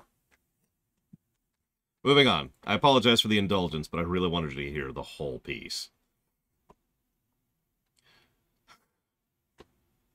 Best atmosphere. So, a lot of good atmosphere games this year. Lots of good nominations. Oh, I know, Jay Palmer. I know. Diablo 1. For all of my issues with Diablo 1, and I have... Oh, sorry. This is Lorewalker. Sorry. Thank you for... for all of the issues I have with Diablo 1, and I have quite a few, the fact of the matter is the game oozes atmosphere. It's pretty much its main story draw, is the fact that it's the nightmare, right? It's this big, horrible descent into the depths, right? Mega Man Legends 2, which I actually agree with completely, believe it or not, because Mega Man Legends 2 had a great vibe to it, and really made me feel like I was actually there for most part. It was good stuff. StarCraft 2, again, no arguments, absolutely. Stray, the dystopian city, yep, absolutely. Firewatch, surprising, but no, I agree. Firewatch had some good atmosphere. It really did feel like you were out in the woods with one person to talk to and no idea what was going on. It was great. Yoshi's Island. At first I questioned that, but no, that totally tracks. Because the general vibe of the music and the beat and the visuals, that absolutely is atmosphere. It gets across a very unique atmosphere, but very distinct. And then we have the top three, which were very, very close to each other. In the number 3 slot, Dishonored. Another one I completely agree with. Dishonored, feel like you can feel the stench, right? In Dishonored, you can feel the scent of it. See you around, Mr. Red. Thank you. Appreciate you. You can feel exactly how muck it is, right? It's just, oh. I don't know what else to add to that. Dishonored makes you feel the moment of it. In number 2 slot, Dragon Age Origins. Now, I talked about this to a friend of mine. This one surprised me because Dragon Age Origins has a lot of great story, but atmosphere is never something I've considered DAO to have. We discussed this, and there was some back and forth discussion, but I think the general vibe and tone of like the dark fantasy and the grounded nature of it and the dirt and the blood was generally what you guys were going for. I'm guessing because I don't know. Because the actual winner for the Lorewalkers Best Atmosphere of 2023, try to be surprised, it's Subnautica. Of course it's Subnautica. If there is a game that I think of when the word atmosphere is said, it is, and this is not a joke, this game. This game breathes atmosphere. And it's not just like it has good atmosphere. It has like 10 good atmospheres. It is wondrous. It is terrifying. It is adventurous. It's explorative. It's inquisitive. It's even more terrifying. It's a different type of terrifying. Subnautica's story score was carried by its atmosphere, and for good reason. There's, oh yeah, mysterious. That's another one. That's another one. Yeah, exactly. If a game's atmosphere triggers people's legitimate phobia, you have pulled it off. Tragic. That's another one. There's tragic and lonely. That's another good one. This game, I cannot recommend this game enough. By the way, Subnautica is just so good. Oh, Subnautica is such a good game. I want to play it again. I'm never gonna have time to. Although there's a friend of mine I want to play through some games with. Maybe I'll play through it with them. We'll see. But yeah, no, this game, hard agree. Hard agree. Well, that leaves me to my favorite atmosphere. Yeah, Below Zero, no. So Lorerunner, Best Atmosphere. Again, quite a few good ones this year. I tried to narrow it down a little bit. I'm just going to go ahead and mention Subnautica was on the list. Of course it was. Duh. And I also mentioned Stray, which did a really, really good job. In fact, most of the ones I picked were the ones you guys picked. Stray, Subnautica, Dishonored, you know, duh. But the one that actually won for me is probably going to surprise at least a couple of you who weren't there for it. And that is, of course, Ori and the Will of the Wisps. A combination of visual excellence and audio fantasticness. Music, sound design, excellent usage of lighting. Thank you very much for the sub. Incredible art direction. Every single one of these areas feels different and unique and powerful and absolutely terrifying. And not like some places feel uplifting, some places feel lonely, some places feel frozen. Like we've got the Moldwood, which despite everything is actually one of my favorite levels like ever. It's just stuck in my brain so much ever since we finished this stage. It was so good. Slowly having the shrinking light that's just creeping in around you, and the chittering and the screaming in the background, and oh, absolutely Melkor Blade, absolutely. And this whole thing, and the whole place feels like a place that's just been rotten over by mold. And if you're in the dark for too long, you're dead. Just straight up dead. Yeah, 2 is just, oh god, it's crazy. It's crazy how good 2 was. On both axes, actually.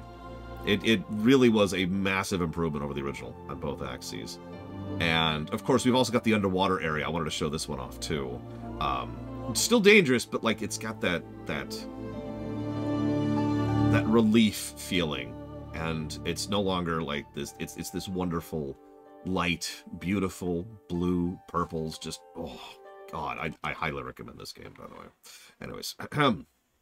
So, now we get to worst. So this is going to be a Lorewalker. Worst level, quest, or mission. Now, let's be honest, we had some bad games this year. we had some games this year. You guys nominated 3 things, one of which was the Iceland base in Subnautica Below Zero, which, yeah.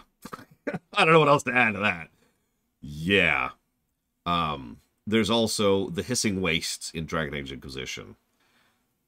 It's actually funny, because most people think of the Hinterlands. In fact, 2 people just mentioned it in chat just now. But actually, anybody who's played all of Inquisition knows the Hissing Wastes is the worst zone in that goddamn game. Oh my god. The Hissing Waste is so bad. But no. Instead, the winner by a huge margin for the worst level, quest, or mission in 2023 is the entirety of Kingsfield 4. The whole game. The whole game. I don't even feel the need to explain this. If you were here for that stream, you know. If you watch the highlight reel, by the way, watch the highlight reel. It's a good highlight reel. Mr. Red did a good job with it. This is just... God, screw this game. Screw this game. I'm so happy that there are people who enjoy this game. Screw this game. Moving on. So then I had to come up with a worst level quest or mission. Now, exactly. Another man that did exactly. Screw this game. So yeah, watch the reel. So my worst level. Yeah!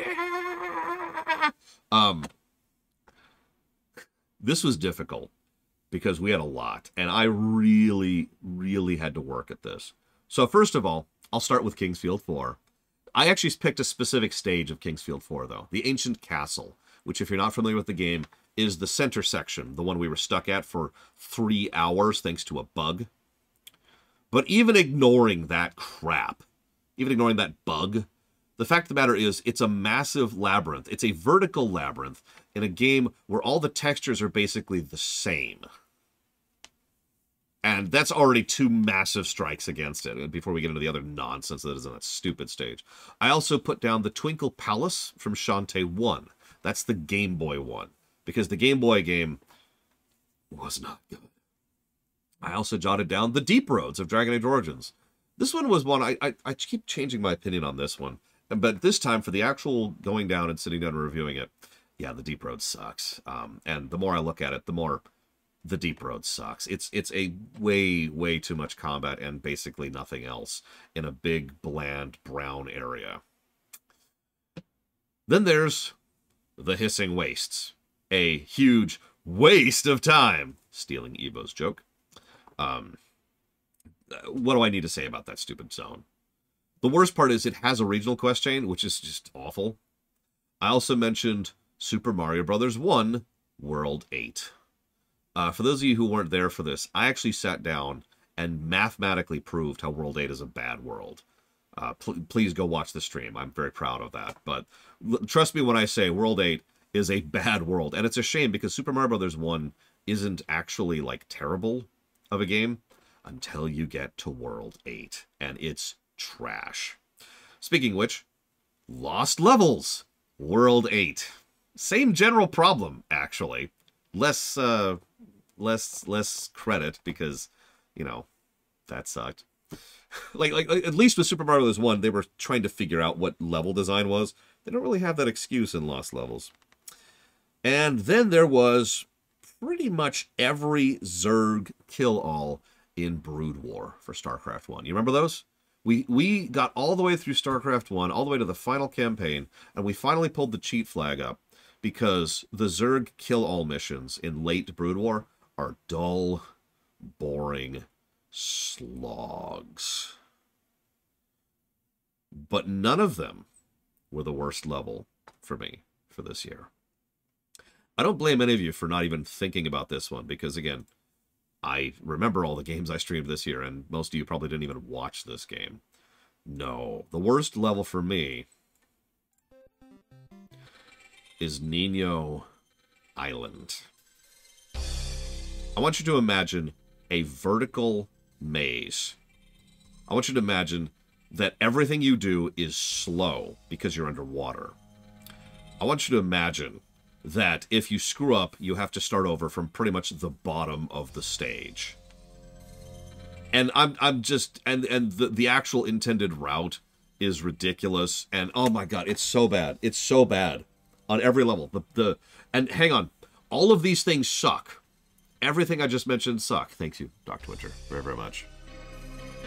Yeah, it's also headache-inducing while we're here because of the effect. Yeah, this is Mega Man Legends 2.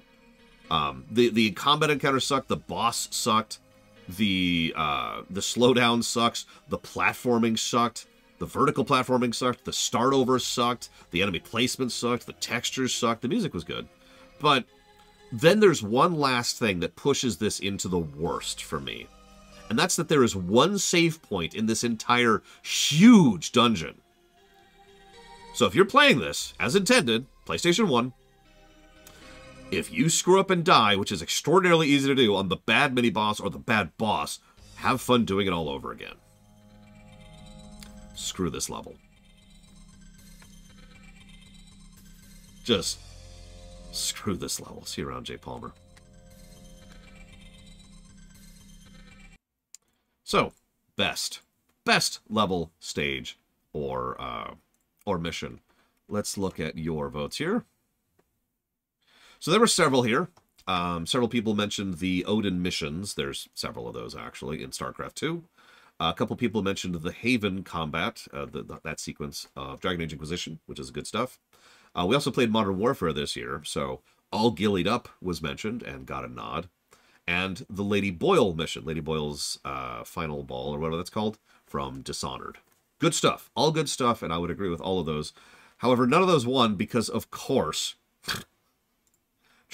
try to be shocked, the winner for best level for 2023 for the Walkers is the House of Hope from Baldur's Gate 3. I don't agree with this, to be 100% honest with you. That boss fight is a good boss fight. I even gave it positives. The stage itself, the House of Hope itself, was just okay, in my opinion. I think it was like one positive is what the whole stage got. So, shrug. I don't know what else to add about this. Lady Boyle's last whatever in Dishonored, Roman Cure.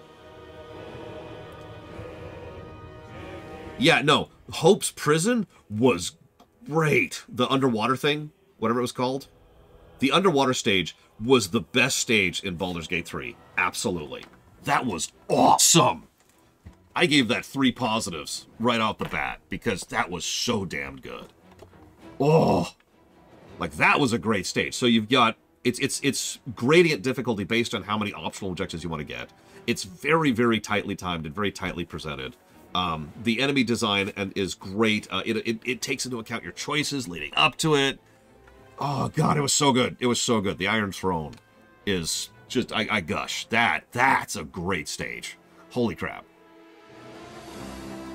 But anyways, you guys picked for this one. So, Lorerunner. Where are we at? Lorerunner, best level. This was hard. This was... This year, we played Dishonored, Modern Warfare 1, Modern Warfare 2, Dragon Quest Builders 2, Castlevania Symphony of the Night, Shovel Knight, Ori and the Blind Forest, Ori and the Will of the Wisp, Dragon Age Origins, Dragon Age Inquisition, Grand Theft Auto 5, all of the Mario games, StarCraft. This has been a great year for gaming. We have covered a tremendous amount of fantastic levels. So I actually finished covering, like I picked my picks for every other category, and I did this last. So I had to do 1, 2, 3, 4. I had to do 5 rounds of elimination. So let's start at the bottom for me. Best level. So we've got Lady Boyle's Last Party is apparently what it's called from Dishonored. It is a very good stage. It can be done extremely quickly, especially if you know what you're doing. There's lots of routes through it. It's not even just like you can go quiet or loud. There's multiple going quiets and multiple going louds. The level design is top notch. You know, it's great. It's probably the best stage in Dishonored 1. Death from Above in Modern Warfare 1. I was torn on that one because All Gillied Up is also a great, great stage. But Death from Above, in addition to being fun, is also a great narrative stage, which kind of stuck with me a little bit more. Speaking of which, Wolverines in Modern Warfare 2, the Suburbia Defense mission, if you're not familiar with it. That is difficult, it's challenging, it's a great push, you get good support, it's terrifying, it's got great music. Ooh, that's a great stage. So all of those eliminated. Now we move up to Dragon Quest Builders 2, Furrowfield. Now I know that's a bit of a cheat because Furrowfield is like a region, but still, Furrowfield was very, very, very well designed. Probably the best overall stage in Dragon Quest Builders 2 with regards to quest design, item placement, stuff you can build, resource allocation, the whole thing, the whole 9 yards. Castlevania Symphony of the Night. So it's hard to pick a stage in Soten, but I kind of divvied Soten up into loops. There's certain parts of the map that clearly loop into each other, like up here and up here. And I know you have no idea what I'm talking about, but point being, I call it the initial loop. When you first start off and you go up to your first boss area, and that actually loops over here when you come back later. That whole loop was very, very, very well designed. Lots of good tutorialization, lots of good challenges, and lots of good backtracking. It allows you to go back through it in different ways when you go back through the next time. I also mentioned the Spectre Knight, specifically Clock Tower stage in Shovel Knight, which, let me tell you, picking a specific stage in Shovel Knight was really hard to do. I forced myself to limit myself to 1 stage per game, because holy crap. And then I broke that promise, but moving on. So Clockwork Tower is brutal and fun and has a great soundtrack and good visual distinction and is everything I want out of a challenging platformer. Speaking of which, Moldwood Depths, Ori and the Will of the Wisps. A little more on the narrative axis than the gameplay axis, but at the same time, there was still some very enjoyable, simple, and fun gameplay down there. And of course, that boss fight was awesome and had mid-mission checkpoints. That leads us to Dragon Age Origins. I know that sounds strange to put that in a best level quest or mission thing, but at the same time, let's be honest with ourselves, the Rescue. I know that's a weird one to pick, but the Rescue is probably the best designed quest in that entire game. It's, depending on who you pick to come rescue you, changes not just the cutscene, but also the specifics of what you can do in the mission itself. There's actually quite a bit of gradient on how that quest can go, and that required a lot of scripting and a lot of mapping out of exactly what you have options with. And of course, it's all on you. Who you pick to come with is entirely your choice. Oh yeah, it's also completely optional. Then you have the Ball from Dragon Age Inquisition. I figured this one would be a little bit contentious, but I stand by it. I enjoyed the Ball in Dragon Age Inquisition. It is, once again, a lot of what I enjoy in good RPG quest design. A lot of different routes, a lot of different things you can do, plenty of optional stuff, multiple end states, some of which you can work towards, some of which you can stumble into. And yeah, the whole Winter Palace, just love it. Pause. Thank you, Tiny Shroom. Very much appreciate, as always. Yeah, good social encounters are hard to design in games, and so I always praise them when we get there. Speaking of which, Grand Theft Auto 5, the big one. This was another hard one for me to pick just one mission, because there's a lot of really good missions in GTA 5. But I had to go with the big one, which is the final heist, if you're not familiar with it. Because, first of all, it's 2 heists, and they're both awesome. Both of them have great story beats, great tension, great gameplay sequences. Just bang, bang, bang. Love it. Absolutely. And then we had a stage which is called, in all caps, Keep Moving, which is from Yoshi's Island, World 6, Level 7. It's the second to last stage. It is what I call the finale level. It has a little bit of everything. It actually has different challenges from every different type of challenge they've been building you up towards throughout the course of Yoshi's Island. And for those of you who weren't there for that, Yoshi's Island is an absolutely freaking banger of a platformer. But it still got eliminated. So now we have the top 3. I couldn't pick one stage from Mario Wonder. So instead I picked 3. S, The Way of the Goomba. S, The Final Test, Wonder Gauntlet. And S, Piranha Plant Reprise, all in the special world. I don't want to spoil those stages. I know that sounds strange, but trust me when I say those stages they all blew me away. I don't have a better way to put that. They freaking blew me away. Absolutely incredible level design. Some of the best level design I've ever seen. And then I had to limit myself to only picking a few from StarCraft 2. That was also difficult. So we had The Reckoning. Obvious, don't need to really explain that one. Enemy Within. That's the one in Heart of the Swarm where you control the Infiltrator, which is taking over the Protoss ship.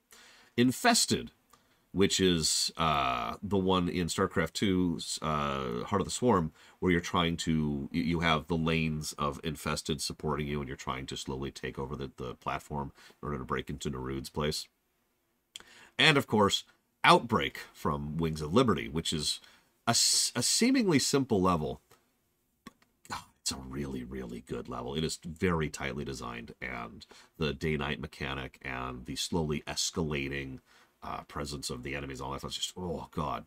And then of course Flashpoint, which is I'm sure you're not going to remember that one. That's one of the Nova missions. It was actually really hard to only pick one Nova mission, because if there's one thing the Nova missions do good, it's freaking gameplay.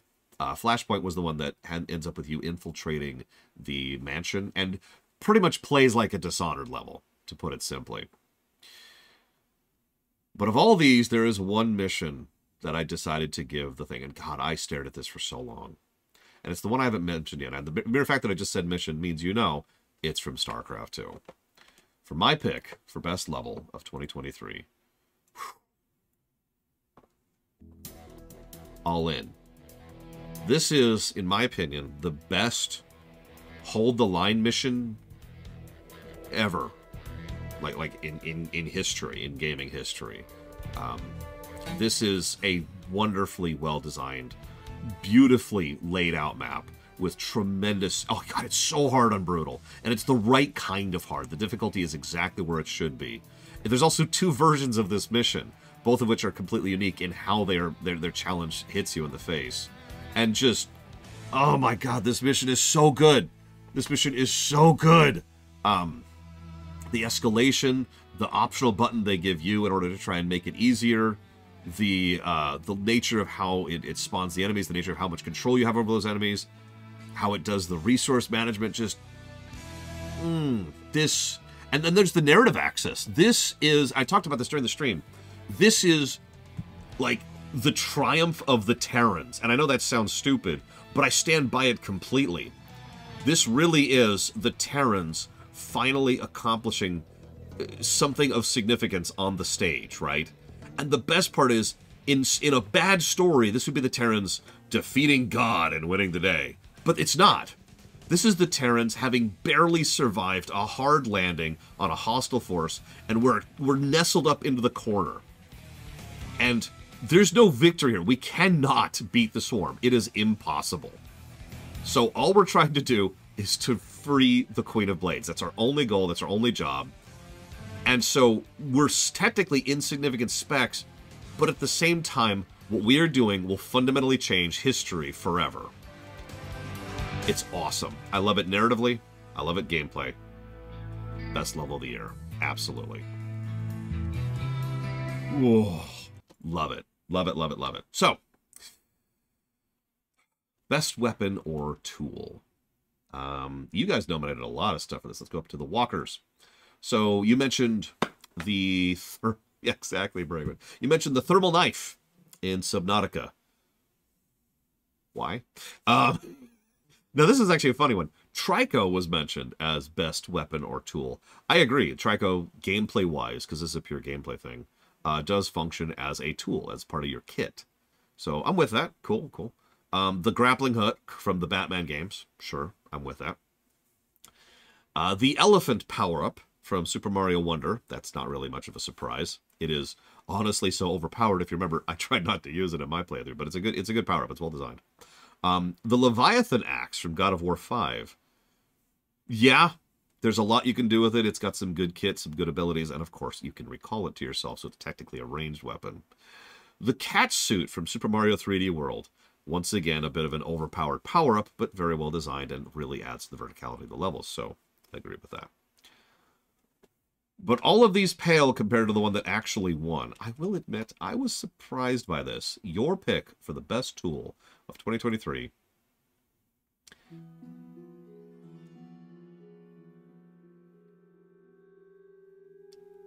is Blink from Dishonored. Now, I was surprised by this, but the more I think about it, the more I'm actually with this. It's a teleport, but it's a line of sight teleport, and it has some additional limitations to it, which means you still have to be smart with it. But I don't know. I'm basically with it. I don't know how else to say that.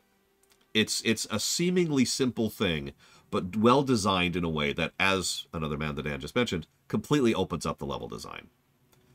So I'm with you. I'm with you completely. By the way, I do hate you guys, because obviously this is my footage from my VODs, and I like to pull my own footage for these. It took me forever to find a shot of me using Blink. You'll notice we've only used Blink once in the shot that I spent like a solid 20 minutes trying to find any footage of me using Blink. Just want you to know, I hate you. Thank you, Sakage. Always appreciate the sub. Much obliged. And yeah, no, Blink is universally useful. Very, very true. But for me, I had to think about this one. So for Lorerunner, best tool of the year, there were a lot. There were a lot.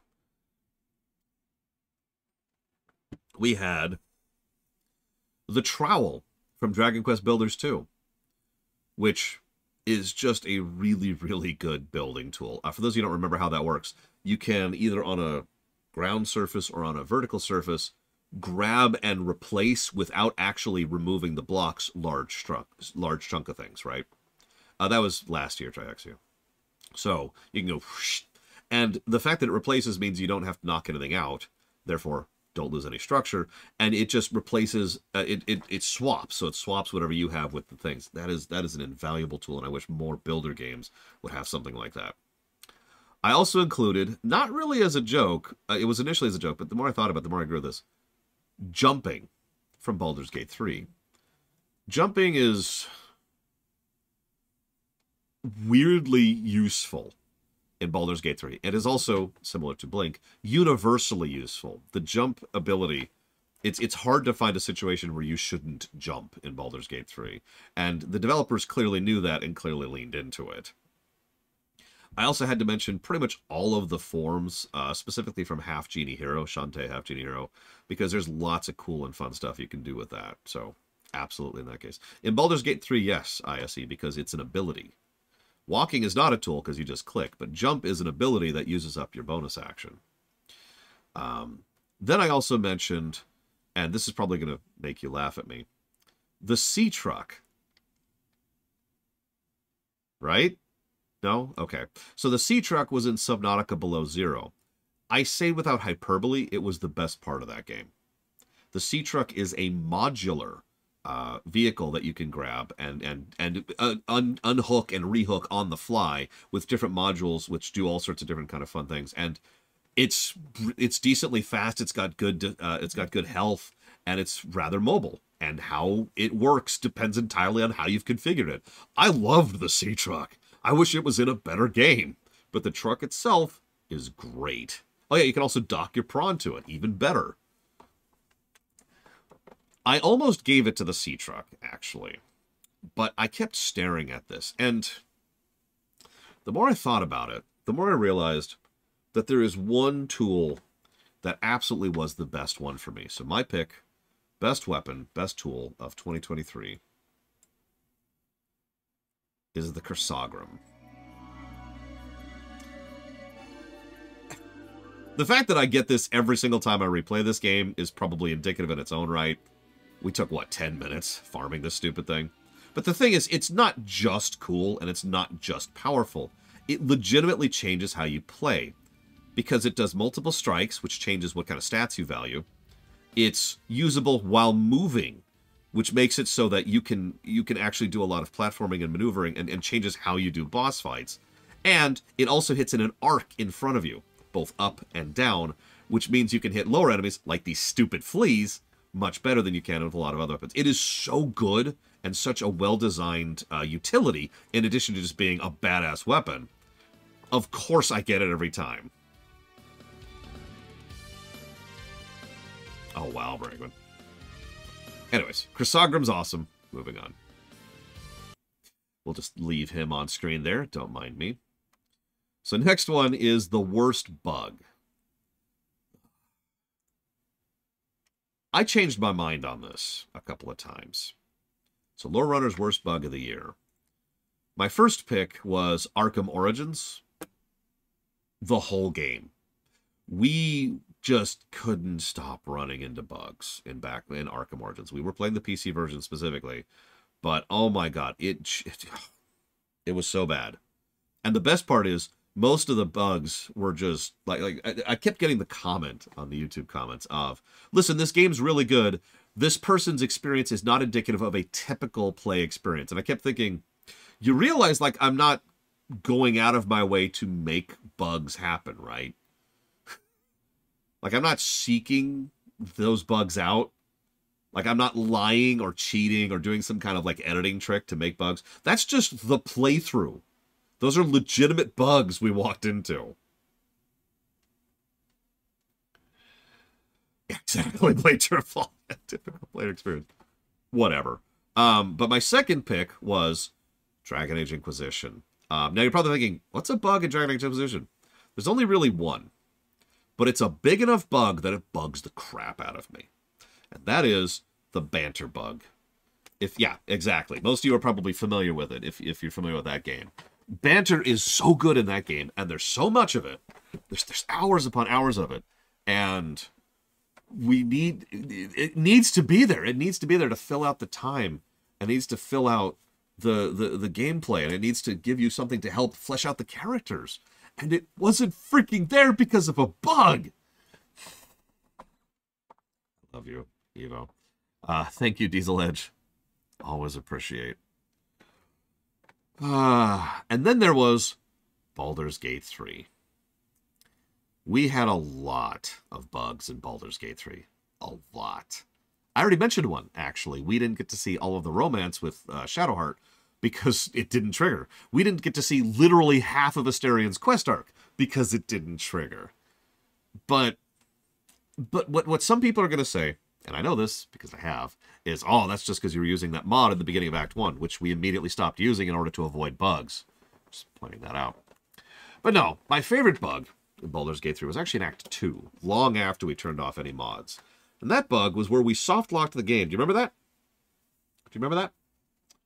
It was in the kind of spoilery area, and we were trying to release someone from a cell, and interacting with it essentially soft-locked the game. And we had to really work our way around that, because we were soft-locked, and that was main story quest. We could not progress without letting her out of that stupid thing. So we were stuck. We almost put the game down at that point, because I was having trouble finding a way around that stupid bug. But all of that still pales to the worst bugs, plural, of the year. Now, I know this is a bit of a stretch, but for me, the worst bug of 2023 was in Dawn of War freaking 1. There were actually 3, and all 3 of them were so bad, and I want to stress this for a moment, it was causing me mental issues. First bug, I had to edit my freaking, oh god, I can't think of it all of a sudden. My BIOS. I had to change my BIOS to make the game playable. Not streamable, just to get the game running. Problem number 1. Problem number 2, you'll notice the game's frozen here. It's still playing. The video file's still playing. But if you Alt-Tab, it froze, and if you Alt-Tab for more than a few seconds, it crashed. Hard crashed. So I couldn't... I had to save every time I Alt-Tabbed, because otherwise I would just lose progress. Then there's the third bug. Both of those were bad. See, there's the crash. We're restarting the game now. The third bug, though. The third bug is the one that caused me, and I want to stress that I'm not joking about this, actual mental trauma. And that's the goddamned flicker. What was happening was the game, anytime anything was happening in the game, and I wasn't moving my mouse, the game would flicker periodically. Just bloop, big black flicker. Bloop, bloop, bloop.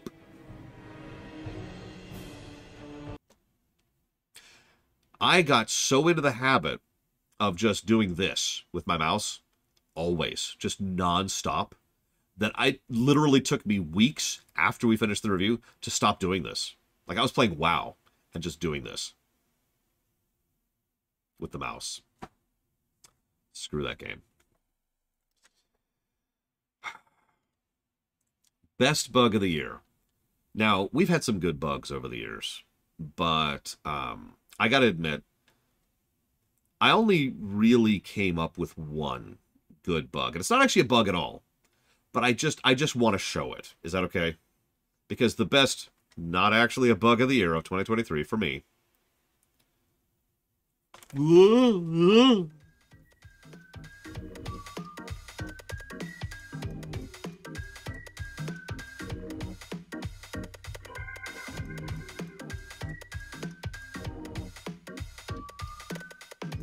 Need I say more? Anyways, yes, it is playable. So best menu or loading screens. Now this is funny because I almost ejected this category, but then I realized there was actually a loading screen that I gave multiple positives for. StarCraft 2. Each one of these loading screens isn't just, you know, cool looking, which it is. This is some phenomenal artwork. But in addition to that, these loading screens tell a story. The story develops over time across these. Like there's storytelling, there's visuals, there's presentation, it's good. It's so good. It's so freaking good. I feel like I'm understating how good these load screens are, honestly. And I'm there we go. Like there's one almost per mission too. And in many, actually, I think there literally is one per mission, and every single one of them isn't just some random splash screen. It's actually what's happening before the mission starts. And then we've got stuff like this, which also counts. Not just the loading screen, but the menu selecting the loading screen. Ignore that loser. Nobody likes him. Like the fact that you could select this and see where the planets are, and see what units you're going to get from it, and get a bit of lore about it, and it's got the visuals in the background. It's just, there's so much good stuff with here. And then just, I have nothing but praise for the loading screens. I know it's kind of glitchy. I apologize for that. I was having issues with this recording. I apologize. But I have nothing but praise for all this stuff. Moving on. So that was, God, where are we? We just did best loading screen. Worst gimmick. So you guys didn't come up with one for this, but for me, well, I came up with several. The worst gimmick, just there were several, but I'm gonna narrow this down because there were two that really rose to the top. There was one that I initially was like, bam, it's that. And that is, of course, the war table in Dragon Age Inquisition. Screw the war table and screw everything about it. It is shocking how much better Dragon Age Inquisition gets as a game the moment you remove the war table from it. By which I mean use the mod that makes it instant. Screw it. I have nothing else to add to that. That didn't actually win it for me. Anybody who watched my streams not too long ago at this point, about a month ago, knows that there was one gimmick that I kept running into problems with. Now, granted, I had issues because I was emulating, but that doesn't change the fact that the worst gimmick of the year for me, for 2023, is motion controls. Mario Galaxy 2 is a really, really good game. It is a bonkers good game. that is absolutely marred by its terrible control scheme. The fact that you have to waggle so constantly and for so many primary gameplay gimmicks, primary mechanics that you use all the time, is nothing less than aggravating. The only reason Mario Galaxy 1 gets a pass here is because we played the Switch version, which got rid of the motion controls, and lo and behold, is a much better game for their absence. Again, the moment you remove a mechanic and the game instantly gets substantially better, that's a bad gimmick. Anyways, so now we scroll up to worst inventory. We did play a lot of RPGs this year. Off the top of my head, there was Dragon Age Origins, didn't have a particularly good inventory system. Dragon Age 2, didn't have a particularly good inventory system. Dragon Age Inquisition, didn't have a particularly good inventory system, but no, you know where I'm going with this. The worst inventory system of the year for 2023 is freaking Baldur's Gate 3. Just look at it. Just look at it. Even people who call this game the second coming of Christ tend to agree, yeah, no, the inventory in this game has issues. Let's just I'm going to pause this for a moment. Just take a look at that for a moment.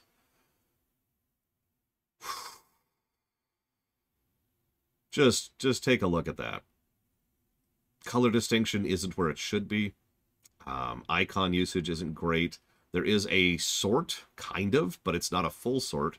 There's a filter, kind of, but not really. There's bags you can use, which don't properly showcase what's in them. Just...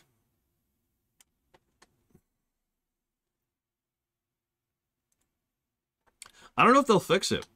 Divinity Original Sin also, DOS 2, also has a terrible inventory. But what about best inventory? I almost didn't even do this category. So, but I thought of two games that have good inventory systems. Yeah, one of them is Diablo 3. I know that's kind of a low-hanging fruit because D3 is a king in gameplay in many ways. But Diablo 3's inventory is actually pretty legit. It's not great, but it's still what I would call good. But it wasn't good enough. And I was thinking to myself, maybe I shouldn't actually give a best inventory until I realized there is a game with a really, really good inventory system. And I can't believe this didn't occur to me immediately because it is, of course, Dragon Quest Builders 2. I spent like 5 minutes just gushing about this system when we streamed it. The sorting, the filtering, the categories, the way that you can quickly and easily put some or all of your inventory back and forth between a chest, which you have access to infinitely and anywhere. The fact that you can still have individual chests with items in them. The fact that you can use those chests to interact with the other inventory. There's so much good to talk about. I'm not going to bore you with it again. Like I said, I already spent like 5 minutes talking about it during the stream. But there is so much good in this inventory system. It's bonkers how well designed it is. And especially since this was originally just on the Switch. It was a console game. So they had to do this kind of inventory design without access to a mouse. This is good stuff. Much praise, much praise. So that brings us to the worst HUD or interface. I thought about this one, because we've seen a couple of bad ones this year. Naturally, my first thought was, of course, Kingsfield 4. But then I realized, no, there's even worse. There is truly a terrible interface in this game. And I know I'm going to get some hackles for this, and I don't care, because for me, the worst interface or HUD of 2023 is Diablo 1.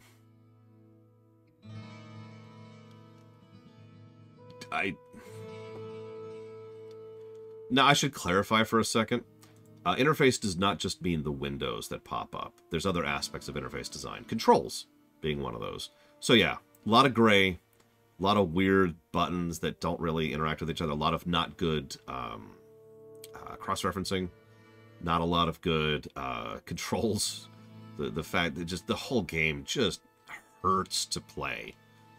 You know? Just... No, I'm actually glad we reviewed Diablo 1, as weird as that sounds. That was a worthwhile review. Which leads us, of course, to the best HUD and interface. That one I had to think about. We've actually played several games which have legitimately good HUD and interface this year. We've played Dragon Quest Builders 2. We played StarCraft 2. And we've played Crusader Kings 3. StarCraft 2 I don't need to explain, right? Tons of great interface design there. And it controls perfectly. Dragon Quest Builders 2, I was just gushing about the inventory. And building in that game is very fluid and very fun. And then, of course, we have Crusader Kings 3, which, despite the labyrinthine amount of information that the game is shooting you in the face with, I just said that, Elker. I gave it to D1. Despite the amount of information that Crusader Kings 3 is shooting in your face, it still does a good job of presenting it all. Big props there. But the one I decided to give it to is Diablo 3. Diablo 3 does a lot right. It is very fluid, very fun, very interesting to play. The controls are tight and smooth, but it also has a ridiculous amount of information all over the place, which is very easy to access from multiple locations, and that's important. The fact that there's so much cross-referencing in this game is fantastic. There are so many ways to figure out what you want to know, where and why and how. D3 is... I've played that character for 127 hours. Oh my god. Ignore that. Ignore that. I unironically adore how this game looks, how this game plays, and how this game gets across every information in HUD. Yeah, no, I've actually played this on the Switch. It's fantastic. The console and the HUD interface on the Switch is just as good. I haven't played it on the PS3 or PS4 or whatever. Great HUD interface. Blizzard usually tends to kill it in this category, so that's not really a big surprise to me. So now we're finally going to go back to the Walkers. Sorry, we've taken a detour to Runner Land. Let's talk about the worst visual design. Now, we were kind of generic about this. It was like graphics in general, or like the design of the visuals, right? Okay, same interface. Awesome. Dawn of War 1 was one of your nominees. Dragon Age Origins was one of your nominees.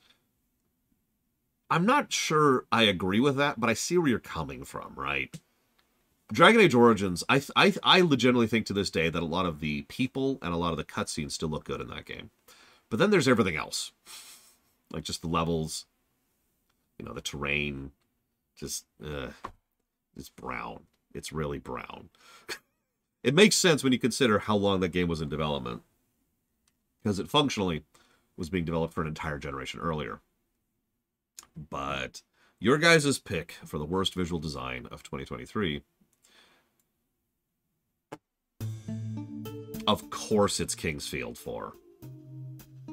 Look at it. Look at it. Just look at it for a second.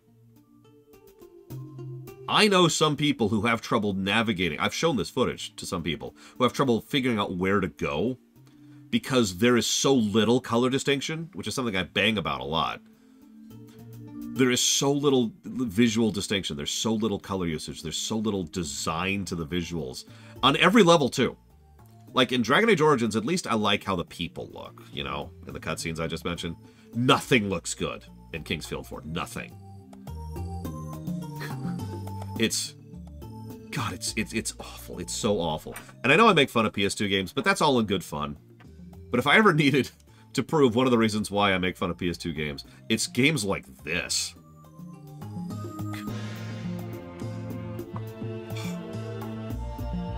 Just look at it. Just look at it.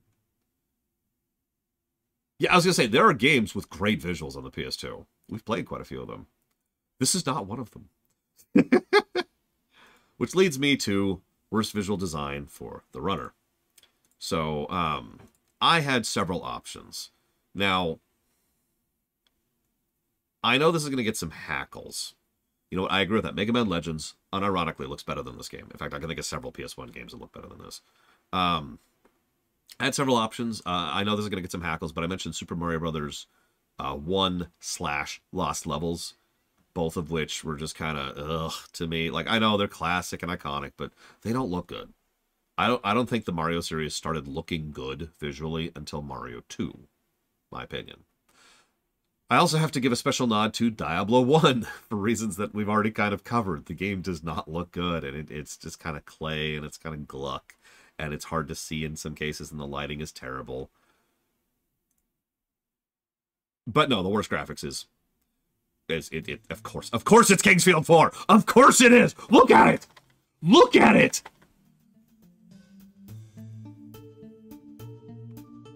Just... Of course it is! What else would I pick? What else is there? This might be one of the worst visuals games I've ever seen. I'm sure that's a hyperbole. I'm sure I could think of worse if I put my mind to it. Yeah, the lighting looks wrong. The freaking animations look wrong. Have you seen the attack swing, which is... Oh, sorry. Actually, yeah, you know what? Yeah, Bubsy 3D is worse than this. Oh, God, this game looks so bad. Oh my God, screw this game so hard. Anyways. Best visual design. Okay, here we go. Best visual design. So, Walkers, best visual design. You came up with several options here. I'm sorry, Mr. Red. So we have, this is funny, Ori 2 wasn't even nominated for you guys. Luigi's Mansion 3, very good looking game. Wonderful usage of visuals, lighting, and color. Yoshi's Island, very good looking game. Wonderful usage of the Crayola, like the crayon aesthetic. Great animation, very fluid looking. Stray. Actually, I kind of with you. Stray had a very, very distinct look, especially to each of its zones, each of which looked different from the previous ones. Ori and the Blind Forest 1, which very nearly won. I'm curious why Ori 1 is here and not Ori 2, but that's okay. So Ori 1, very, very, very close to winning. Because Ori 1, it's Ori and the Blind Forest. But you know where I'm going with this, because the winner for your guys' best pick for visual design of 2023 is Mario freaking Wonder. I am proud of you for not picking Baldur's Gate 3. What can I say about this game? This game looks good, feels good, plays good, smooth, like just ignore that. Look at the visuals. Look at how much is moving on the screen, and yet it's not distracting. Look at its usage of color and shading to emphasize what it wants you to be looking at a given point in time.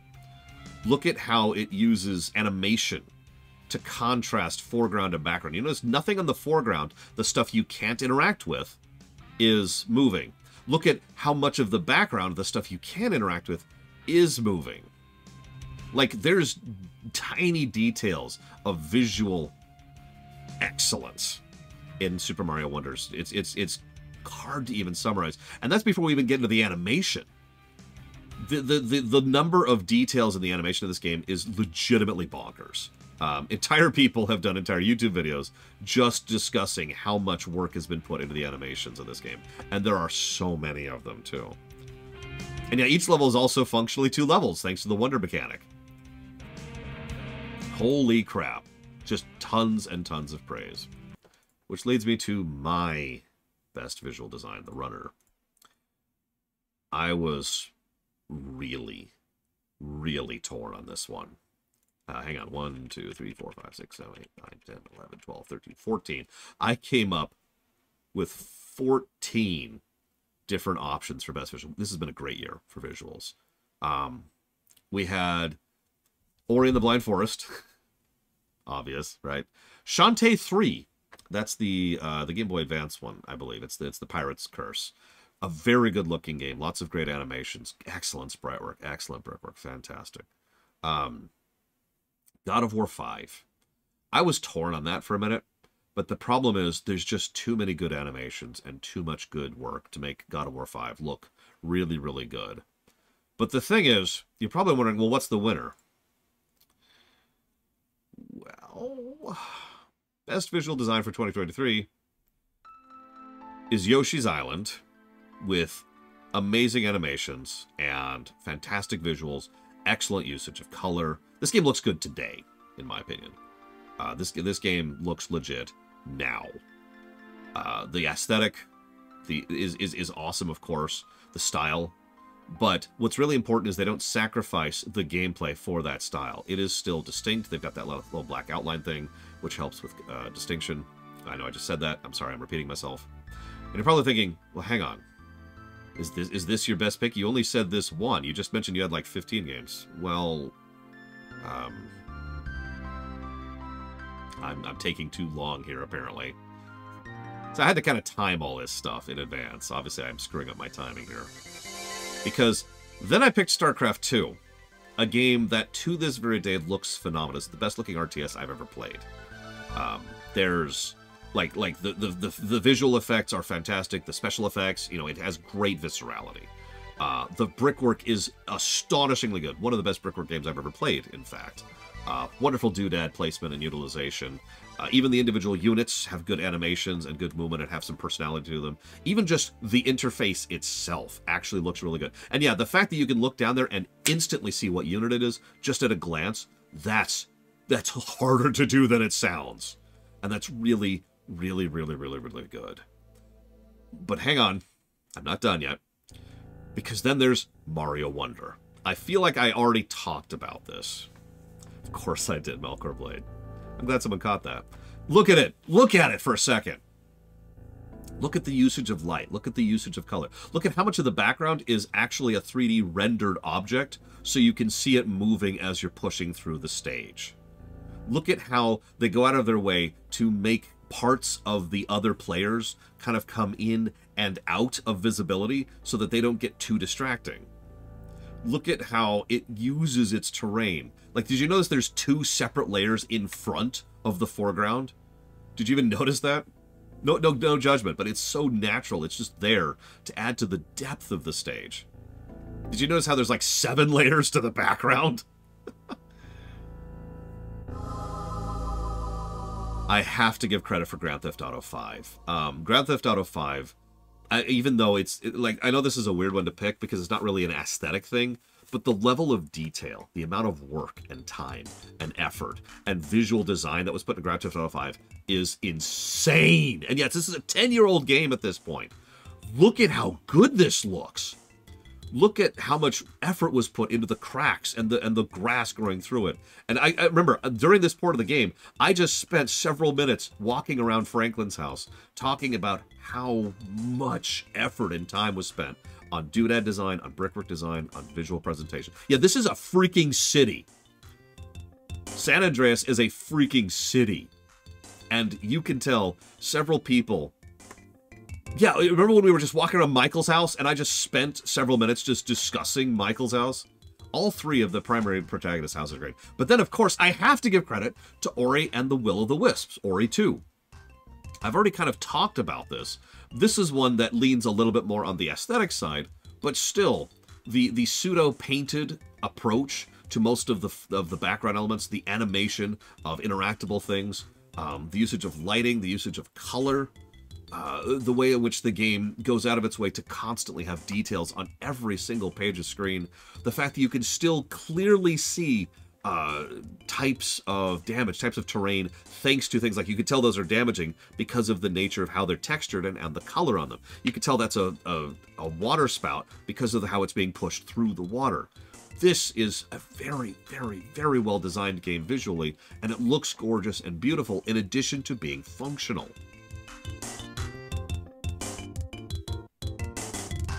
And then, I have to give praise to one of the best sprite work games ever made. I have to. I apologize for not great footage for this shot. I was actually having a hard time finding a good shot of footage of Soten. But Soten's sprite work is legitimately some of the best that's ever been done, in my honest opinion. From the animation to the details to the sheer quantity of it, the sheer amount of stuff that's in the background, that's in the enemy design, that's in the item design. There are so many different levels. Yeah, we're still in visual design.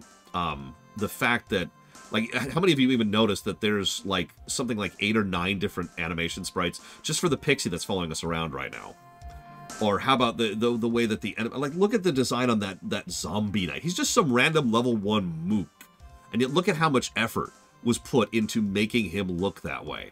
And you've got the grass and the trees in the background. You've got the thunderstorms and just, oh my god. Yeah, the window opening and closing as you're going back down.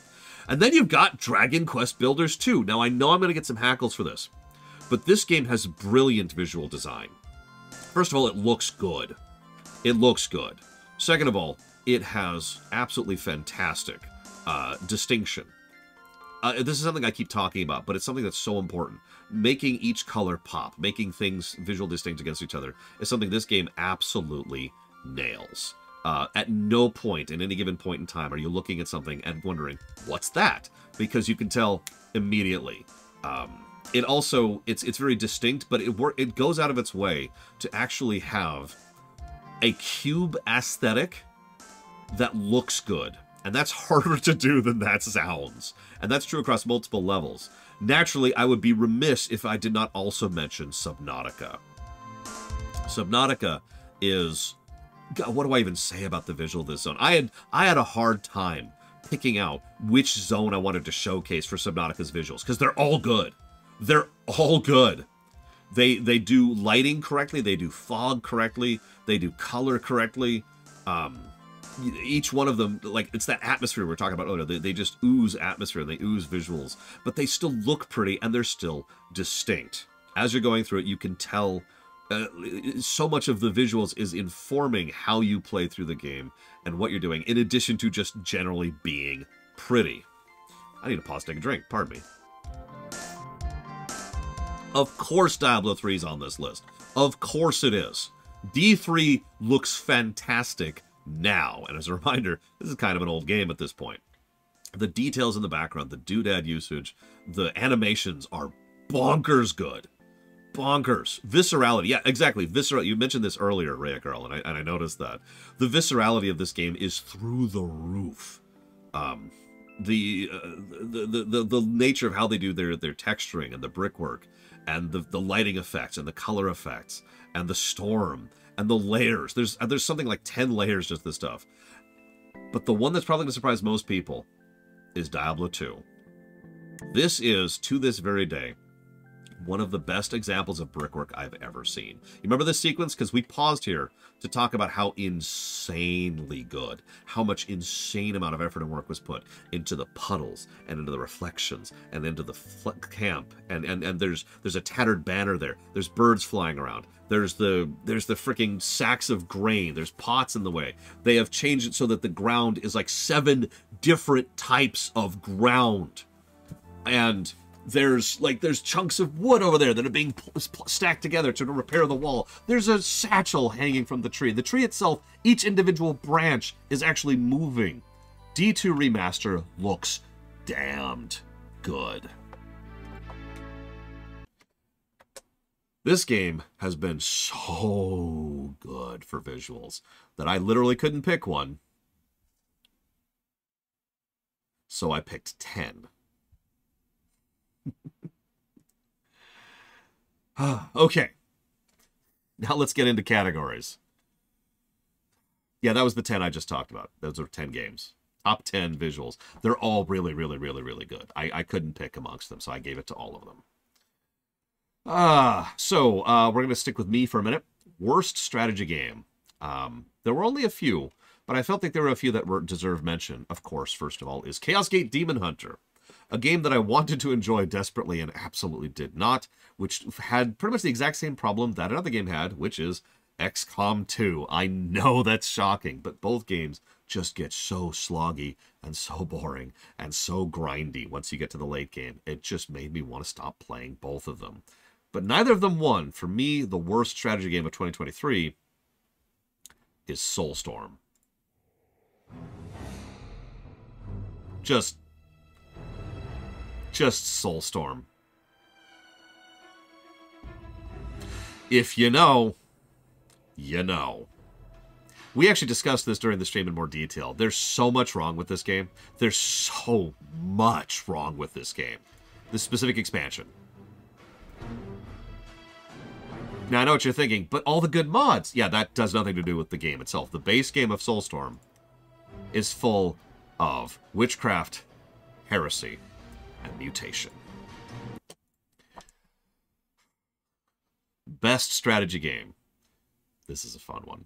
So this is, again, my picks. I have to give special shout-outs to Dark Crusade.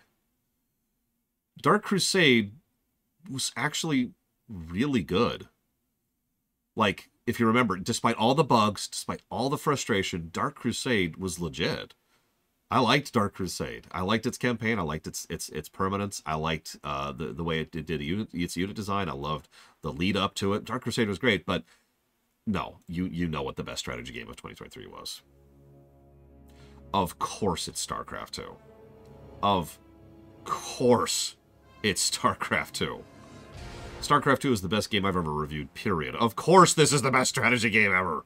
Now, I do want to jump in here for just a second. Yeah, no, the contest was for number 2. We all knew that. But I do got to jump in and mention something. Strategy is such a gigantic overcategory. It's a huge umbrella, like RPG. And I feel like in another year this would be a more interesting category. It's just, what do you want from me? StarCraft 2 is over 10 years old, I believe, at this point now. That feels right. 2012, I want to say, is when Wings of Liberty came out. Check me on that. I'm going off of memory. Great game. Moving on. 2010. Oh my god. Anyways, so now let's have worst platformer. So, worst platformer. This is again just me. Lorerunner worst platformer. We only had a couple that I really didn't like, and I am going to put Lost Levels as one of them because screw Lost Levels. But once again, this was a gimme. Worst platformer of 2023 is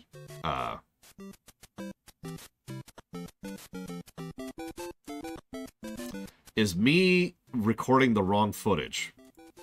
That's actually funny.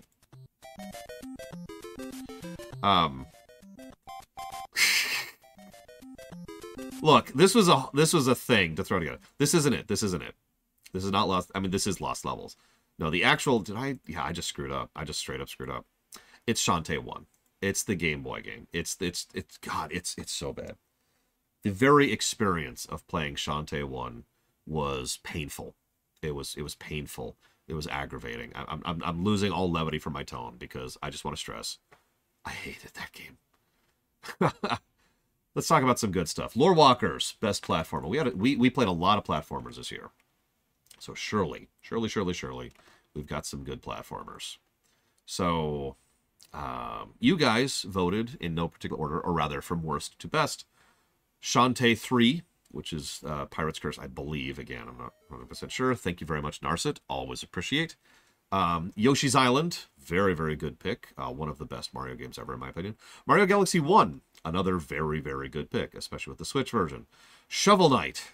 Yeah, some people tend to forget. We actually played Shovel Knight this year, and yeah, Shovel Knight is a very, very, very good platform. Ori and the Blind Forest 2, which got the number 2 slot, so that's actually awesome. Unfortunately, just like with StarCraft 2, this was always a fight for second place, because the best platformer for the Walkers for 2023 is freaking Mario Wonder. Of course it is. The fact that this is my second highest rated game of all time really says all I think it needs to. It is, once again, kind of hard to properly emphasize just how good this game is. If you haven't sat down and played it, and you're not into platformers, obviously you have to be into platformers, but it's hard to really emphasize how crazy good this game is if you haven't actually sat down and played it. Which means now I need to pick my best platformer. So, you know what it is. But let's ignore that for a second. Let's ignore the number 1 slot, and let's think about the number 2 slot for a second. Because we had a lot of good platformers this year. We played Shovel Knight. We played Symphony of the Night. Castlevania Symphony of the Night. We played Curse of the Moon, the first Bloodstained game. We played Ori and the Blind... Ori 2, Ori and the Will of the Wisps. We played Mario Galaxy 1. We played Mario Galaxy 2. We played Mario 3D World. And we played Yoshi's Island. Of that list, if I had to pick a number 2 slot, I mean, technically I could just check my own review rating. But from like a knee-jerk feeling on that one, that's actually really hard to do because all of those are very good games and very good platformers. But I think I would probably lean a little bit more. Yeah, this is my This is my footage, and it took forever to set all this up. That's another reason the Long Dark took a little bit, was because this took like a week. I only screwed up once. I'll take that. But if I had to pick one, I'm probably going to go ahead and go with Shovel Knight. I hate to say that, because, like, Ori 2 is just so good. But, and 3D World is so good, Yoshi's Island is so good, but Shovel Knight is Shovel Knight, you know what I mean? It's also kind of cheating, because it's multiple games in a row. So it kind of cheats that a little bit. But the actual best runner game for platform of 2023 is, of course, it's Mario Wonder. What else would it be? Look at this. Just look at this. This is so good. I don't even know what to add to this game. This is such a good game. I really, if you're into platformers, and I do gotta stress that, I really highly, highly recommend picking this game up and playing it. Some of you even remember the stage I was playing, and I of course I had to pick this footage for it. Because holy crap. There's so much creativity on display. There's so much detail. There's so many gimmicks. There's so much cool stuff. It's kind of crazy. And no, I was not expecting Wonder to be this good when I picked it up. I knew that everyone was like, oh, it's going to beat Odyssey. And I was like, there's no way it's going to beat Odyssey. And we'll see if it beats Odyssey someday. But I think it is at least in punching range. And yeah, the GDQ run, which is in just a couple weeks, actually, of Wonder, that's going to be fun. So next up is Worst RPG. Still Runner. So, on the one hand, we have Dragon Age Inquisition. Now, hold on for a second. By the numbers, Dragon Age Inquisition scored the worst of the RPGs I played this year. But I couldn't, in good conscience, give the award to that. Because there's just too much good stuff in Inquisition, right? The gameplay absolutely drags it down, and I stand by that. But at the same time, there's just too much... Yeah, it feels wrong, right? It feels wrong to give what is generally a good game for that. In fact, we pretty much have one of our best examples of Sunshine Syndrome when it comes to Dragon Age Inquisition. So instead, I gave the worst RPG of 2023...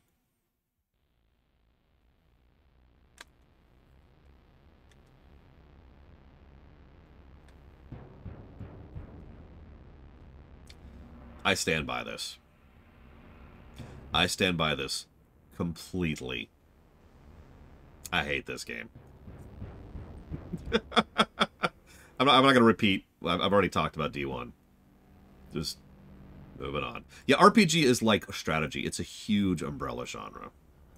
There's so many games that qualify as RPGs of so many different types of things. Just look at that movement speed. Just look at that movement speed. Oh, God. Yeah, I actually agree with Melkor Blade. Diablo 1 is legitimately enjoyable at first, and it slowly gets worse over time. I wouldn't call Kingsfield 4 an RPG. It really is more of a Souls-like. So, it's its own thing. But anyways. Which brings us to Best RPG. So, your guys' pick for Best RPG, you know what it's going to be. But let's talk up the options here. So... Diablo 3 came in 4th. Dragon Quest Builders 2 came in 3rd. Dragon Age Origins came in 2nd. And then with 6 times the votes, 6 times, of course you voted for Baldur's Gate 3. Of course you were always going to vote for this. Now, I'm going to be honest, I don't agree, but... I get you. I get you. As much as I complain about this game, to be very clear, I still reviewed this game very well. And I stand by that. This is a good freaking RPG. And it deserves the slot that it gets. There was a lot of love, a lot of passion, a lot of bugs. And this is a damned good RPG. And so, yeah, I'm with you. No argument. Although, of course, that leads to the Runner Best Best RPG. So, obviously, I did actually mention Baldur's Gate 3. You know, Baldur's Gate 3 was absolutely something that that I think is one of the best RPGs this year. And I also really thought about it. Because the problem is, it's EVE Online. But the problem is, if Diablo 1 is an RPG, then so is Diablo 3. I know this is going to get some hackles, and I don't care. Because it is an RPG. Again, big umbrella genre. And it is a freaking good game. The MSQ is stupid when going through vanilla, but it still has really, really good story moments. It's very Blizzard, right? The MSQ is almost always dumb. And then, like, the actual, the rest of the story, like the side stuff is legit. And then we get the expansion, which is fantastic on the story axis. And all of that is being dwarfed by one of the best gameplay scores I've given, and the best gameplay score I've ever given an RPG. This is the best MSQ for Blizzard, StarCraft 1 vanilla. Actually, yeah, BRPGs have the exact same problem that that Blizzard has. The main story quest is almost always blech, and yet the side stuff is usually pretty good. I don't know what else to add to this. D3 is a fantastic game. By the way, I was debating Dragon Age Origins as the number 2 slot. So, most unexpectedly bad game. This was an interesting one, because we had a lot of categories for this year. There were a lot of games this year that we were expecting to be good and weren't. Your guys' pick, obviously. So first, The Last Guardian? I'm not sure I agree with that, but whatever. Dragon Age Inquisition. Yeah. Yeah. Again, I get it. There's some really legit... Even I agree. There's some legitimately good stuff in Inquisition. But, man. XCOM 2 took the number 3 slot. And again, yeah, that was weird. I was expecting to love that game. The number 2 slot was Spiritfarer, which was a game I was looking forward to. Which means the most unexpectedly bad game for the Walkers for 2023 was Subnautica Below Zero. Whoops, it didn't... Shoot, hang on. There we go. Sorry. Was Subnautica Below Zero. This was weird. It was bizarre how bad this game is. And let's be clear, this is a bad game. Like, it's off. And yet it's just lacking so many of the details that made Subnautica 1 so good. It doesn't have the manually sculpted level. It doesn't have the layout. It doesn't have the level design. It doesn't have the backtracking. It doesn't have the loneliness. It doesn't have the atmosphere. It doesn't have anything. It added a couple of new neat features, but it just fumbled everywhere. Well, the goal, ISE, was just a game you expected to be good, and then wasn't. That's the intent. Thank you, Ben Smack. Love this. No, I'm in the same boat as you, Friscoborn. XCOM 2 was a game I thought I would love, and then I didn't. It's disappointing, you know? It's worse than it being a bad game in several ways. But that brings me, of course, to the Lorerunner, most unexpectedly bad game. So I had several. Obviously, Baldur's Gate 3. I'm joking. I had several, but I narrowed it down to a couple. So first of all, Chaos Gate Demon Hunter. For those of you who don't remember, that was a game I was actually looking forward to. And a Warhammer 40k XCOM style game sounds awesome. And it wasn't. And that was sad. Spiritfarer. For those of you who don't remember, I was legitimately hyped for Spiritfarer until I played it. And I hate that game. I hate that game. Bloodstained. I have been waiting on playing Bloodstained for literal years. It's been funded since before we had the current funding system. And I really wanted to dig into it. And I loved Curse of the Moon. And I love Castlevania games. And I love platformers. And it was just there. It was just whatever. But my most unexpectedly bad game of 2023 was XCOM freaking 2. This shocked me. I don't know what else to say about this. We talked about this during the stream. I was expecting this to crush it. I was expecting this to be one of the higher scoring games of the year. And then we actually played it. And like, man, it just, I wanted to love this game. It does so many things right. But in hindsight, it makes so much sense why I liked it the last time. Because last time, first of all, we used a bunch of mods. And those mods and the little quality of life features they added, that really changed the gameplay in a big way. And second of all, it is too long and too boring at a certain point. We need to review XCOM Enemy Unknown at some point, because I've never played that without mods. It's such a damn shame. That's why this is the most unexpectedly bad game. It was just like, what? There are several games I would give a lamentation this year. Kingsfield 4, of course. Shantae 1. Hang on, let me scroll up, because I actually got a list. Spiritfarer, I would give a lamentation. And Chaos Gate Demon Hunter, I would give a lamentation. But anyways. So, and people make it longer. Oh my god, you're right. So, scrolling back down, where were we? So, most unexpectedly good game. Interestingly, you guys couldn't come up with a category for that. So I'll have to go with my own picks. There were several games this year that surprised me by how good they were. I'm going to go ahead and mention, I know this is going to get, people are going to look at me weird, The Misadventures of Trombone, or Trombone, or how are you supposed to say that? I know that's a weird one because it didn't review very well, and yet it was much better than I was expecting. I actually unironically enjoyed several aspects of that game, and when I looked back on it and was rewatching my footage, I had fond memories of it. So, yeah, unexpectedly good. I will also mention Firewatch, a game I didn't even really know what it was until I sat down and played it, and despite being as relatively simple and short as it is, Firewatch was actually a pretty good game. But my most unexpectedly good game of this year is one that I imagine several of you didn't even see, because it was only like one stream. But I've played through it twice, because I've also played through it with my niece. And that would be A Short Hike. This is a weirdly good game. It's kind of a puzzle platformer. I'd say it's mostly narrative focused, but that's kind of a lie. There's actually a lot of gameplay to this. There's a progression mechanic. You're always trying to get higher. There's abilities and upgrades you get that make that better. And there's like little side quests you do. And there's good camera design, and there's good platforming, and there's like a glide mechanic. Now, like I said, I imagine, because it was such a short stream, I imagine several of you completely missed it. But again, weirdly good game. Of all the things I was expecting out of this year, seeing some random indie platformer where you play as a penguin who's trying to climb a mountain was not something I was expecting.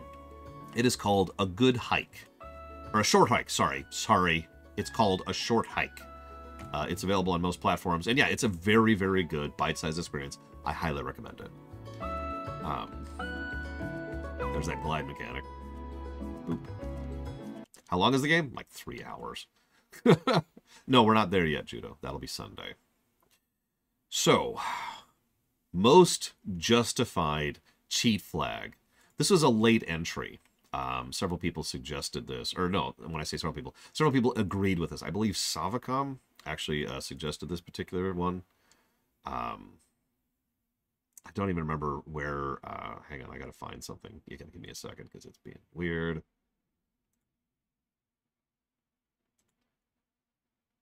Whatever. There were several suggestions for this one, and I'm having trouble finding them. But your guys' votes. Hang on. Lorewalkers, most justified Cheatflag for 2023. I apologize for the issues I'm having. Is Kingsfield 4. Of course it's Kingsfield 4. What else would it be? We cheated 45 minutes into this game. 45 minutes! That is a record, by the way. We'll break this record this coming year. But we have never pulled the cheat flag that early in a game.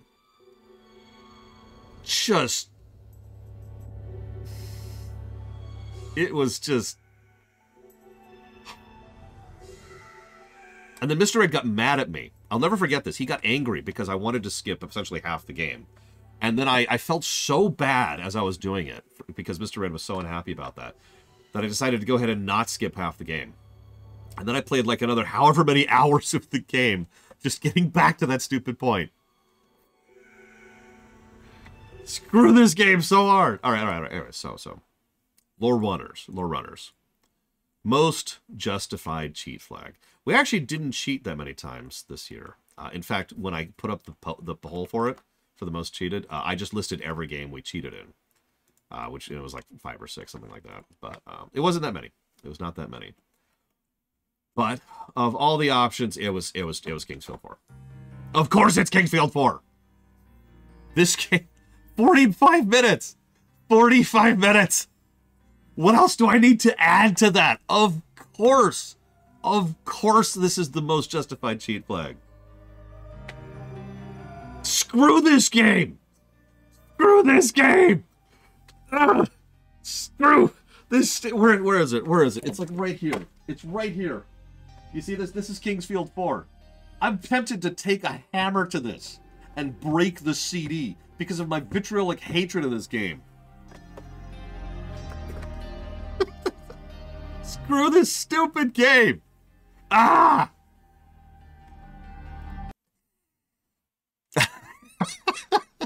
Most frustrating game to play or stream. So this is a me-only category, obviously.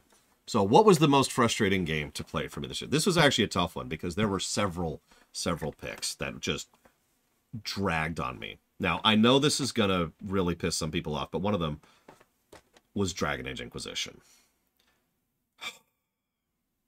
Now, you could say that's my fault, and there's a degree of validity to that because, you know, I insisted on doing my usual review process, and I stand by that. Even to this very day, I stand by that. But I was so done with that game. I'm glad we did it the way we did it. You know, we got all the crap out of the way, and then we could just focus on the MSQ. Because, God, my mood improved so much the moment we just started shifting to just focusing on MSQ. But, holy crap. But then we have Spiritfarer. Spiritfarer was long, and in the worst possible way. It was just this never-ending tide of slog. And it was not fun, and it was not interesting, and I did pull the cheat flag on that one, and that still took forever. It was like a 30-hour game with cheats, and it wouldn't end. Then there's 30 hours. Think about that for a second, with how little gameplay that game has. Then there was Shantae 1, the Game Boy one. Shantae 1 is hard to explain how frustrating it was to play. I know I tend to come down hard on the Game Boy, but let me be clear. The reason I tend to is because of the bad Game Boy games like Shantae 1. Imagine jumping... Imagine jumping and making a blind leap because the camera is so zoomed in you can't see where you're trying to land. And enemies can spawn on you, like literally on your face, no possibility of dodging them. And that's with terrible platforming and terrible level design. And then there was an interesting one. Total War Warhammer 3. Now, hang on. I know what you're thinking, because that is a good game, and I did score it well. But this is the most frustrating games to play and stream. And it took me hours and hours to understand why I wasn't enjoying it. Because, and that was the frustrating part. I'm going through this game, and I'm like, I can objectively tell, this is a good game, but I wasn't enjoying it. And it took me so long to really process why I wasn't enjoying Warhammer 3.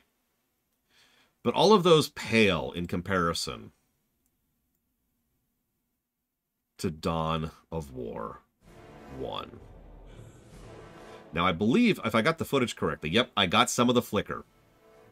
There is that god-damned flicker. Imagine that every few seconds, for days, this is not a short game, too. For days, we were playing Dawn of War 1.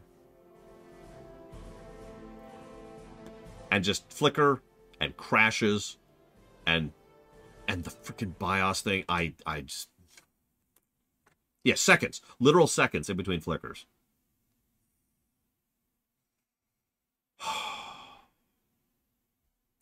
Most enjoyable game to stream. Again, this is a me category. This is actually a tough one. This is a tough one because I had a lot of fun streaming this year. There was Yoshi's Island, which was awesome. I don't remember ISE. Go watch the VOD. I talk about it there. So there's Yoshi's Island. Lots of fun. One of the best platformers I've ever played. There's Super Mario, there's Super Mario 3D World, excuse me.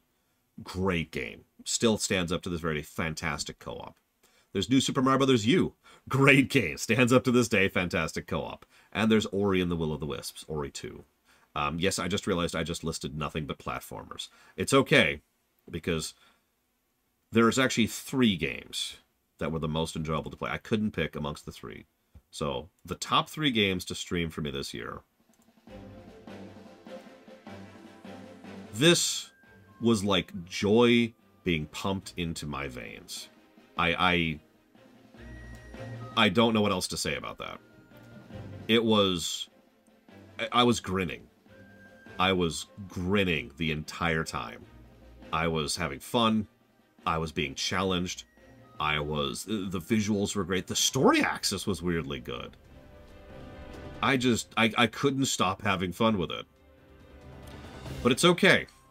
Because it's not just platformers, I swear. Because I also really, really loved playing Diablo 3. Diablo 3 is just so much fun to play. And going through it felt so smooth. And so... It clicked. I don't know how to describe that. When I'm streaming a game, there's like a gradient of quality for me while I'm streaming it. And over on the far end, you have like it feels like someone's just running a cheese grater down my face. And on the other hand, it feels like, I don't know, kittens are snuggling up against me. And Diablo 3 and StarCraft 2 are both kitten games. It's just so much fun to play. And I never got bored of it. And both D3 and StarCraft 2 are long games, by the way. I never got bored once. I never once got tired of playing these games. And they were both bright spots of joy in what was honestly a really crappy year for me. This whole year has sucked.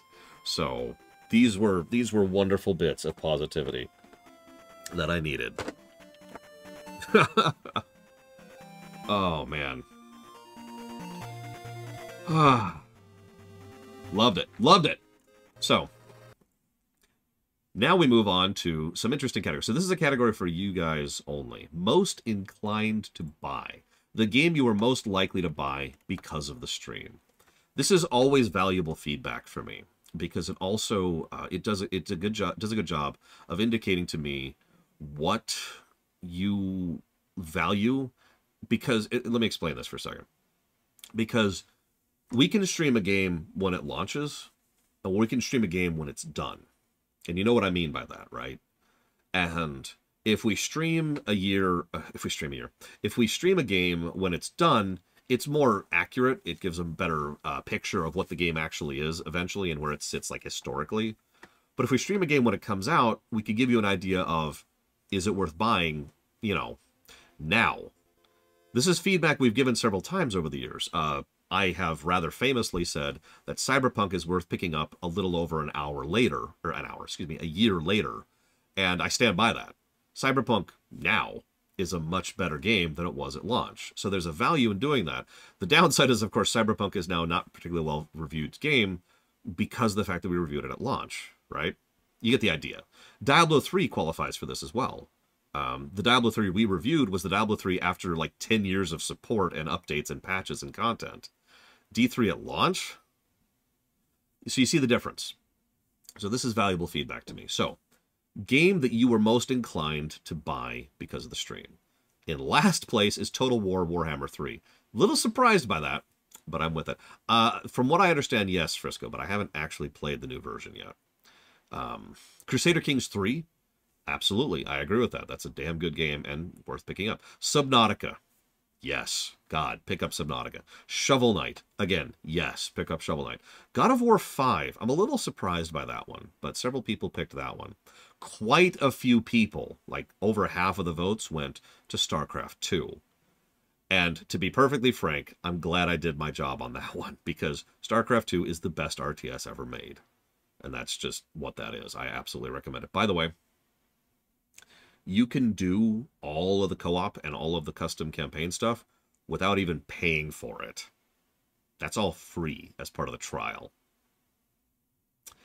Anyways, in the number 2 slot, very, very close. This is a close vote. In the number 2 slot, Super Mario Wonder. Yeah, that absolutely tracks. Once again, I cannot gush enough about it. If you have access to a Switch, if you enjoy platformers, buy Mario Wonder. Now, the reason I mentioned that whole thing earlier about playing a game at launch, and this is interesting because your biggest pick for most inclined to buy because of my stream is Baldur's Gate 3.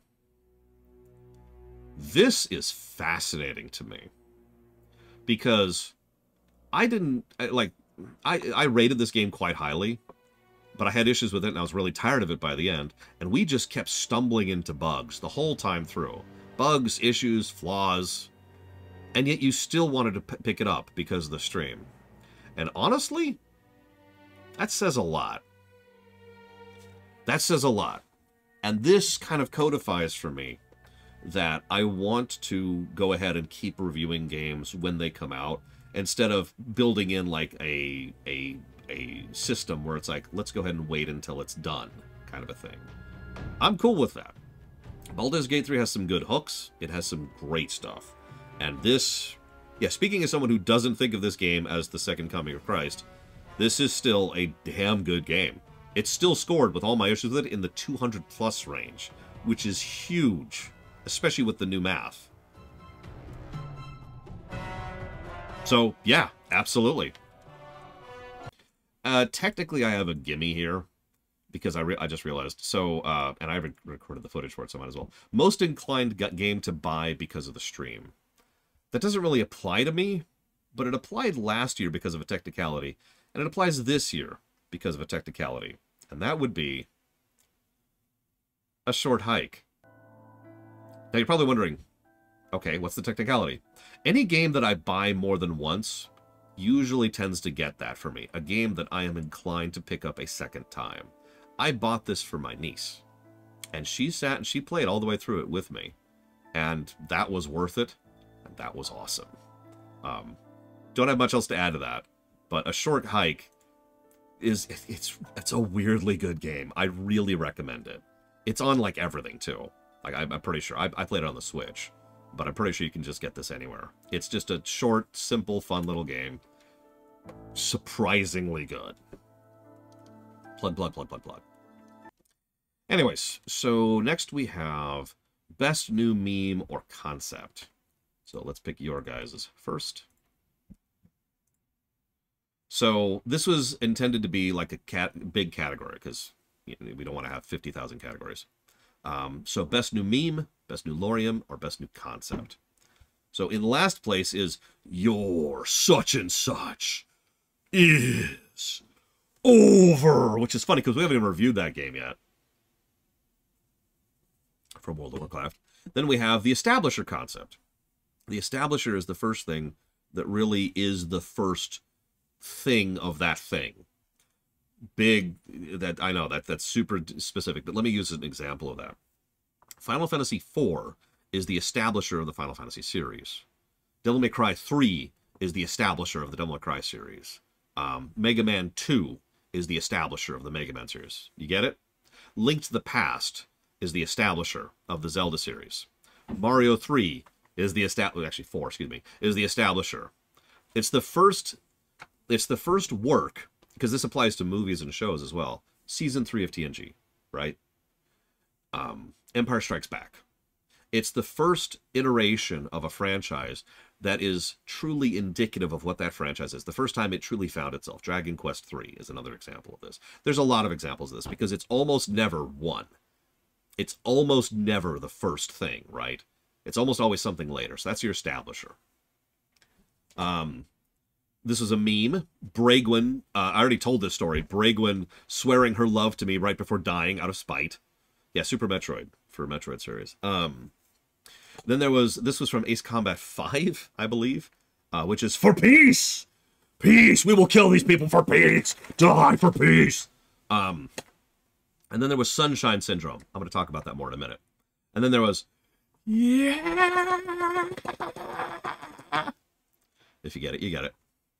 But the actual winner for Best New Meme of 2023 for the Walkers is We're Done.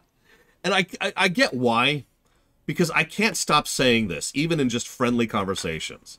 Like, I've been chatting with friends, and something comes up, and I'll be like, we're done, in the middle of the conversation. It's too memeable. It's too memeable. I love StarCraft 2 to death. It's my best reviewed game of all time. This scene is so stupid. This scene is so stupid. We're done. Anyways. Oh, they totally do, I see. Yes, I have done we're done with my niece, and she looked at me weird and I had to explain. But for me, best new meme, Loreunner concept. This is actually an easy one, because while we're done is good and establisher is good, I said I'd talk about it in a minute. Sunshine Syndrome.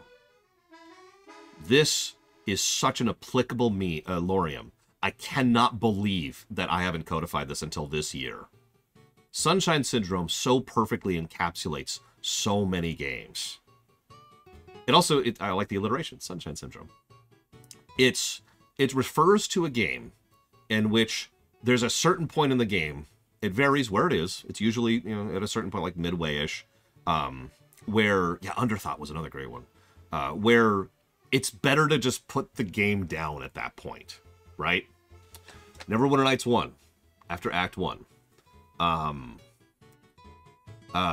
Dragon Age Inquisition with all the optional stuff. Final Fantasy 12, the moment you go to Giruvegan. Game of Thrones after Season 3. Diablo, yeah, Dragon Age 2, after Act 2. Absolutely. It's the point at which the game, you need to just put the game down. Because everything after that is either isn't worth it or is actively bad. And a lot of games, like I'm actually struggling because there's so many games that have this problem. Yeah, the Calm Lens in Final Fantasy 10. Absolutely. Honestly, a lot of FF games have a Sunshine Syndrome moment. And yeah, this applies to movies and games and shows. It's so common because it's one of the reasons I'm so harsh about outros, because it's so hard to nail an outro. But in some cases, it's early. And the reason we called it Sunshine Syndrome is Sunshine, Mario Sunshine, is a legitimately good game until you get to about World 3 or 4. And then it's like, you should put the game down because it's all downhill from there. And that's the important part. That's what really codifies the meme. It's not just that the game gets worse at a certain point. It's that the game was good and then it gets worse. That's the important part. That you were enjoying yourself, that you were liking the show, that you were going with the movie. And then, yeah, exactly. And then you just hit a wall of quality and it just goes... That's Sunshine Syndrome. And that... Is there a Loreunner for the opposite? A game that suddenly gets good? Yeah, Final Fantasy Mystic Quest effect. Which is kind of a name in we're still workshopping it. I might just call it Mystic Quest effect. That actually sounds better now I'm saying that aloud. A game that's like, ugh. But then it hits a point and the game just suddenly finds itself. Movies and shows also apply here, obviously. Actually name an example of that. How many of you seen Scott Pilgrim the movie? Scott Pilgrim the movie, in my opinion, is a legitimately bad film until a certain point at which it just suddenly becomes awesome and never stops being awesome the rest of the film. That's Mystic Quest effect right there. That's some good stuff. Anyways, sorry. So, next thing on the list is so game you've it's always hard to phrase this one. So for Lorewalkers, most unknown until streamed game. Yeah, FF14 is another Mystic Quest effect. What I mean by that is the game you've heard of the least until we streamed it. You picked a lot of things. Ori and the Blind Forest was on that list. Kingsfield 4, Firewatch, Helltaker. Do you remember we even played that this year? Thomas Was Alone. That was a fun one. Spiritfarer. But your guys' pick for most unknown game until we streamed it, and this actually amuses me, is The Misadventures of Tron Bonne. I kind of get this. It's a PS1 Gaiden game to a series that most people aren't even aware of, to a franchise that isn't that mainstream. So it's kind of an off-branch of an off-branch from 20 years ago. 25 years ago, excuse me. But still, this one a little bit surprised me. Apparently, you guys have just never even heard of this game. Quite a few people picked this one, like a lot. It is niche. It's very niche. Now, for me, the most unknown game This is kind of trickier because usually I vet games before we play them. But every now and again, there's a game that we've come into, and I'm like, I don't even know what genre this is. And for me, this year, there was only one game that qualified. Thomas Was Alone. I didn't even know what this was until we got into it. And it was certainly a thing. A game that I probably would have enjoyed if not for an extraordinarily unique bug we had, where every song that played for every level played alongside every other song that played for every level.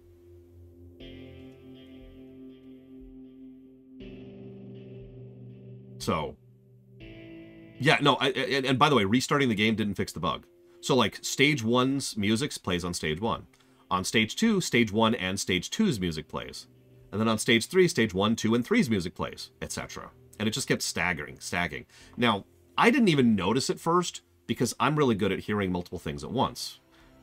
But, like, people in chat, like Loreunner specifically was the first one to actually say something. She was like, hey. And I'm like, what? Is there multiple music playing? And we actually had to eventually go look up the soundtrack of the game because I thought it was on purpose. Yeah, we thought it was intentional. It was like the cacophony of what was happening. It's like, oh, okay, that's cool. No. It was just a bug. Anyways, sorry. Moving on. So, worst cutscene or moment for the Walkers. Several options here. Now, you cheated a little bit, I'm going to be honest with you guys, but you picked the Kaldor versus Mortarion fight in Chaos Gate Demon Hunters. That's... If you know, you know, but I'm with you. That is such a lore-breaking nonsense moment. You also picked the outro, basically the epilogue for StarCraft 2. Not Nova, the epilogue for Legacy of the Void. You also picked the betrayal scene in Dragon's Dogma. Yeah. And then two games came really close, like just a couple of votes away from each other. So in the number 2 slot was Kingsfield 4, the entire outro, mostly just the ending. But then, your guys' pick for worst cutscene or moment of 2023 is the entirety of Act 3 from Dragon Age 2. A cavalcade of nonsense and stupidity that is shockingly bad considering how good Dragon Age 2 was up until Act 3. Like, I specifically chose that cutscene you just saw here. I'm going to rewind that so you can watch that again. That is a woman impaling herself with a staff to cast blood magic. Just, there's a reason I picked this scene. Oh, she also just killed a major character, basically off camera. And yeah, once again, Sunshine Syndrome. Oh my god. Yes, it is CyberXL. You are quite correct. Oh god. Oh god. Dragon Age 2. It's no wonder I remember this game so fondly. Act 1 and 2 are actually quite good. And just this whole quest, a lot of just Moving into my worst cutscene or moment. There were a lot. So first of all, we have the scene we just watched, Thrask's final cutscene in Dragon Age 2. We have Meryl's final quest in Dragon Age 2. We have Isabella's final quest in Dragon Age 2. We have the Chantry cutscene in Dragon Age 2. We have the esteemed Orlesian general not valuing spy data in Dragon Age 2. But for me, the actual worst cutscene and moment in 2023 is Orsino. This is technically a spoiler, and I do not care. This plays no matter which side you pick. And he just talks about, like, it's just...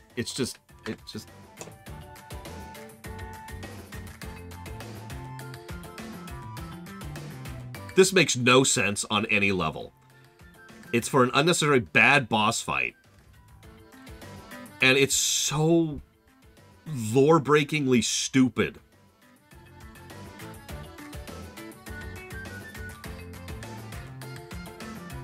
No, nothing's gonna beat Starchild. And it had to be a harvester. Oh my god. Okay, just whatever. Let's get that off the screen. Yeah, this is why you cheated. That's why I kind of let it go. Best cutscene. This is a tough one. There was a lot of good cutscenes this year. So, Walker's best cutscene. The nukes scene in Ace Combat 0. The entirety of the outro in Dragon Quest Builders 2. The entirety of the outro in Trespasser for Dragon Age Inquisition. Shepard's final speech in Modern Warfare 2. These are in order, escalating. A lot of people voted for a lot of these. The entire outro in Ori and the Will of the Wisps, Ori 2. The song after the Haven sequence in Dragon Age Inquisition. Hello, Nazi Rek. Which I know I just pronounced horribly. I apologize. The entire outro, the last mission in Modern Warfare 1. The entire Loss of Shakura scene in StarCraft 2. The scene where you refuse the Dark Urge in Baldur's Gate 3. Probably the reason people voted for that in Whatchafig. And Freeing the Night Song. Wait, hang on. Yes, Freeing the Night Song in Baldur's Gate 3. Which only failed to win by 1 vote. Because the winner for Best Cutscene for 2023 for you guys, for the Lorewalkers, is me hitting the wrong button. It's the best cutscene. I love that. I just did it again. What the crap? Oh, I see what happened. Is this scene. This scene is a masterclass. It's hard to properly emphasize without spoiling, without going into detail, how crazy good this scene is. This is perfect pacing, perfect escalation, perfect characterization, wonderful blocking, wonderful camera usage, great voice acting. The animation, the motion capture is perfect. Even the music and presentation of the audio of this scene is phenomenal. And you're probably wondering why. This is just Michael yelling at his wife. And then, like, Fabian shows up. And then, like, Jimmy enters the scene. And then just, oh, God, it's so good. It's hard to, like I said, this is a scene we could go through play by play and really emphasize how good this scene is. Because this whole scene is already good, but what really throws it into the great category for me, what really turns it to the top, is the moment Trevor shows up. And the immediate, the atmosphere, the body language, the tone. Notice, I've always loved pointing this out, Michael actually walks up and gets in front of Jimmy, protectively. This is a great scene. Oh, I love this. I love this scene so much. Great framing, great camera work. Fantastic stuff. My best cutscene. This was hard. There were so many good cutscenes this year. So, we have the Heart of the Swarm, the opening sequence for StarCraft 2 Heart of the Swarm. We have the Battle of Denerim from Dragon Age Origins. We have most of Tychus' scenes in StarCraft 2 Wings of Liberty. But there were 3 scenes, and this is another one where I couldn't pick one. So I picked 3. So my 3 top cutscenes of 2023. Now, I'm not showing them because they're all spoilers. But the creation of Dropnir in God of War 5. The build-up, the significance, the foreshadowing, the payoff, the voice acting. It was such a good character moment. And Kratos asking him to bless it very sincerely. Great scene. And it even sets up moments for later in the game. I like to call certain scenes in games apex scenes. It's a bad word because fulcrum would be a better word, but whatever. It's a scene that much of the rest of the game hinges around, right? It's usually built up to, but then there's also a payoff from it later. That was an apex scene. But then I have to mention the entire beginning, the entire opening sequence sorry, not the opening sequence. The scene I just showed, sorry. The scene I just showed. I don't know why I decided to take different footage of it. Not the prologue, not the prologue. It's actually the Trevor scene I just showed. I captured the footage of this out of order. That's the servants. So the Trevor first shows up at Michael's house scene in GTA 5, the scene I was just gushing about for your guys' pick. And the third pick, and once again, I'm pretty sure there's going to be a no spoilers cutscene. Maybe, I'm not sure. We'll see what I picked for those. We'll give it a second here to actually show up.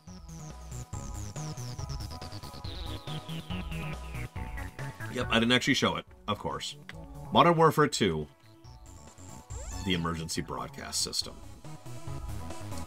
That is a near perfect sequence of events. The variance in the fact that there's no opening briefing and there's no... Yes?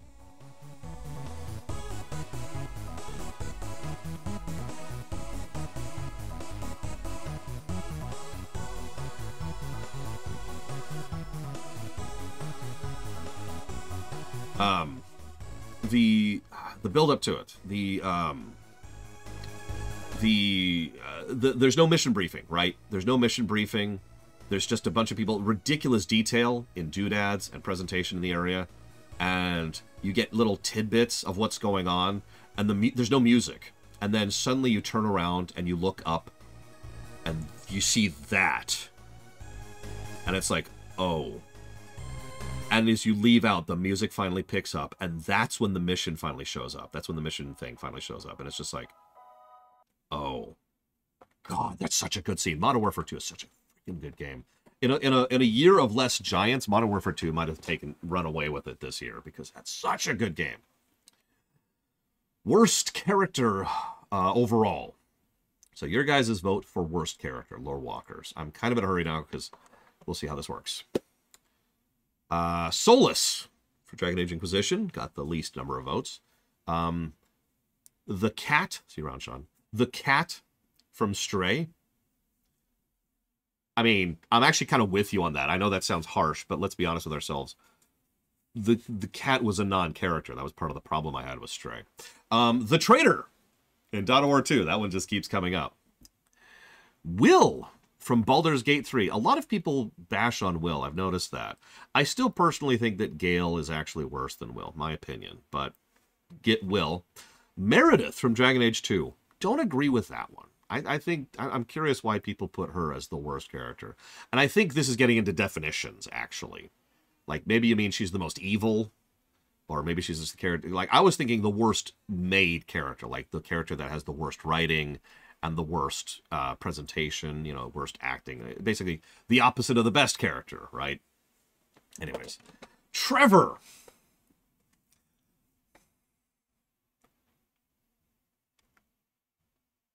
Trevor was the second pick for worst character. And again, I think we're getting into definitions here. Because he is the worst person, probably the most evil character of what we've covered today. But the worst character? Like the worst written? Worst presented? Worst acted? Worst animated? What? Nah. But that, of course, leads us to the actual winner for the Lorewalkers of 2023. Worst character is Amon. Of course, it's Amon. It's Amon. And I'm with you on this one. Amon is, again, just such a nothing burger. He is such a bad character. He is such a bad villain. And he's so not nobody nothing. And that's the problem. So Amon wins worst character of 2023. But then we have to have my pick. So for me, I had several this year. First of all, Pixie from Ace Combat Zero. I really honestly think that Pixie is a badly designed character. I think they wanted to do multiple things with him, and they did all of them at the same time. And it's just weird. I also, of course, mentioned Sebastian, because of course I do, from Dragon Age 2. I also mentioned Gale from Baldur's Gate 3. I already made my complaint there clear. And I almost gave it to this one, but I changed my mind at the last second. Because there's also Robin from Subnautica Below Zero. In addition to the fact that she talks too much, she is brain-rottingly stupid, and always in a way that's badly written. She is so dumb. And like, there's literally a scene where someone says, hey, I'm going to do this thing. And she says, okay. And then she moves on. And then she's like, all right, you're going to do this other thing, right? And then she's shocked when the thing is done. I hated Robin. Now, I almost gave it to Robin. And the reason why I want to be honest about this is because the character I actually gave it to has already won an award for worst. And I didn't want to double up. But then I realized that that's being unfair, because this other character is the worst character of 2023 for me. Naturally, it's Corypheus. Corypheus ruins so much of Dragon Age Inquisition simply by his inclusion. He gets one good scene in Inquisition. He's good in 2. And it's such a waste. It's such a goddamned waste. It's the Borg from Voyager, specifically, right? You take this fantastic, interesting, engaging premise, and he is such an absolutely empty, vacuous nothing. And I've noticed something, if I could rant about this for just a second. Something I've noticed more and more this year specifically is empty characters tend to irritate me more than like actively irritating characters. I think it's because the meta potential waste bothers me more, right? Fyrak from Dragonflight, if you're familiar with it, is another example of this. It's like, you could do something with this. And instead they're just there. And it's worse because they get so much screen time. And they're such a main character, because it's usually villain, and they're nothing. Yeah, exactly. It's just... Ladies and gentlemen, Corypheus. Moving on. So... Best character overall. All right. What do we got? So, Lorewalker, best character. A lot of votes this year. This is all characters. So, Risky Boots from Shantae actually got quite a few votes. I'm surprised by that. Malroth, Dragon Quest Builders 2. Hell yeah, my boy. Best character in that game. Sindri from God of War 5. Hell yes, absolutely. Tychus from StarCraft 2. With you completely. Michael from Grand Theft Auto 5. Absolutely. Varric. Oh yeah, Varric is just so good. Raider from StarCraft 2. Little surprised by that, but I'm with it. And then in the number 3 slot, Trevor from Grand Theft Auto 5. And the number 2 slot, Odin from God of War 5. So who do you think is number 1? Ladies and gentlemen. Best character for you guys, for the Walkers, in 2023 is Morrigan. By a huge margin. I'm a little shocked how much she swept this. Because you had a lot of nominations of a lot of great characters, but Morrigan dominated. Not that I disagree. Morrigan is amazing. Good acting, good animation, good writing, good arc, good romance. Morrigan just hits everything. She is probably my favorite BioWare character, period. And yeah, this is exactly Lord Hammer. This is how you do an evil party member and make them actually good. No. I think she was bleachable, yeah. Yeah, great presence too, absolutely. Made the franchise. There's a reason she became the face of the franchise, and they brought her back for Inquisition. Just good stuff, top to bottom. Wish she put on some clothes. That's unrelated. So, my best character. Now, this is all characters ever. So, this is tough, because this has been a knockout year. Knockout year for characters. We've played a lot of RPGs. I don't even know where to start with this, because we had Malroth. I've already mentioned him several times. He's great, he's arced, he's wonderful, he's fantastic. We've got Lae'zel from Baldur's Gate 3, who was my favorite character in Baldur's Gate 3. Great arc, great presentation. We've got Michael from Grand Theft Auto 5. We've got Abathur from StarCraft 2. We've got Alarak from StarCraft 2. But all of those got knocked out in the first round, which left Trevor from Grand Theft Auto 5, which left Kratos from God of War 5, which left Tychus from StarCraft 2. But honestly, and I really, really debated this one for a very long time. If I had to pick my one single best character for 2023, it's Morrigan. She is just too good. And part of the thing that really sold it for me, part of the thing that pushed her to the top for me, see you around Giga Pudding, is Dragon Age Inquisition. She is a fantastic character in Origins, but then she continues to be a fantastic character in Inquisition. She kept being awesome. And she was perfectly... In fact, honestly, I think she got better in Inquisition in several ways. The way she mellowed, the motherly instincts coming in, you know, the way that she reacts to Flemeth, and that just really, really good stuff. Absolutely, hell yes. That, yeah, sold. Sold. So, very shocking, very shocking. Next thing, Lorewalkers most coffee. Now, several people asked for clarification. I'm going to repeat the clarification here. This is the most coffee for you, specifically. You, the person doing the vote, not the most coffee for me. If I have to define coffee, I have not done my job correctly. So, most coffee games, a lot of suggestions here. We had Batman Arkham City. We had Bloodstained. We had Shovel Knight. We had Call of Duty Modern Warfare 2. We had Dragon Quest Builders 2. We had XCOM 2. Not sure I agree with that. We had Grand Theft Auto 5. Yep, absolutely. I mean, GTA 5 is a bonkers good game, but I understand completely that it's coffee for people. Absolutely, that makes perfect sense. StarCraft 2. Again, perfect logic. All the Mario games, just the Mario block in general, came very, very close to winning. Apparently, a lot of people are not into platformers or Mario games. And again, no judgment. I'm with it. But the one that actually won, about 15, Lilimas, the one that actually won most coffee for the Lorewalkers, and this actually surprised me a little bit, is Crusader Kings 3. Now, I'm with it, because this is a freaking good game. It is probably, I would say, at the moment, the second best Paradox game I've played, only behind Stellaris. And it's good. It's so good. But the interface, the nuance, the politics, yeah, it's a very niche game. Very, very niche game. You don't even have direct control over your armies or your lands. War is this whole thing. Politics and rules and laws are all kinds of a thing. You have to manage your bloodline, and just there's so much stuff to keep track of, and so much like it's not even, you're not even really playing a nation like most strategy games. You're actually playing an individual, a royal line. And yeah, absolutely.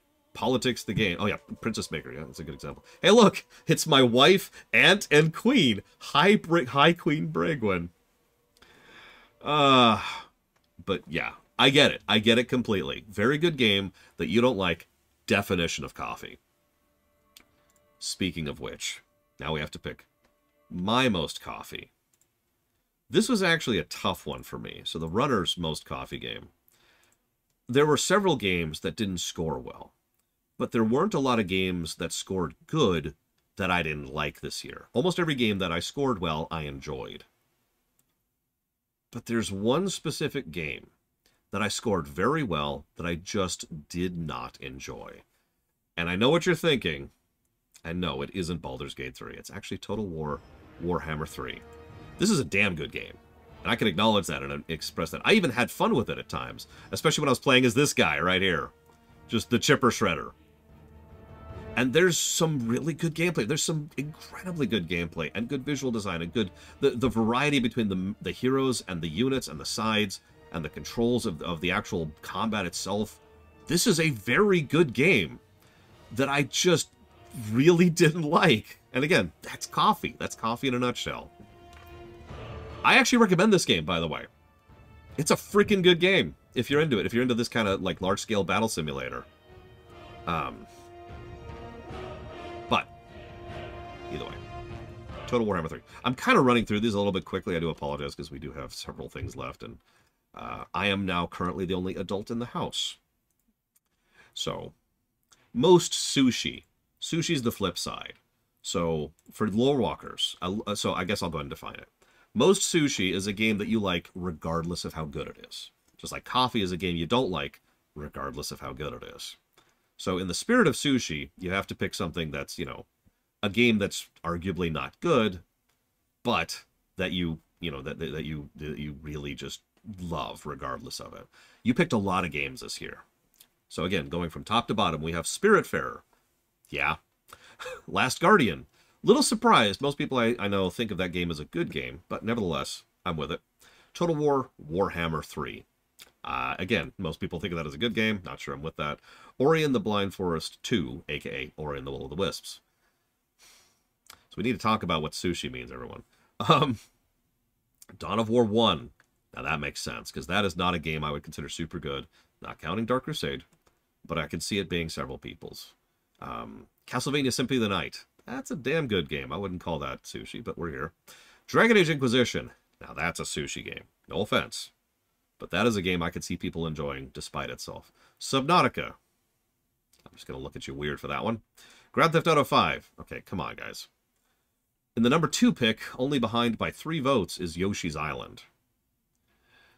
But at the very top, Lorewalker's most sushi game, and this one is absolutely a sushi game. I'm proud of you for picking a game that fulfills the spirit of what sushi means.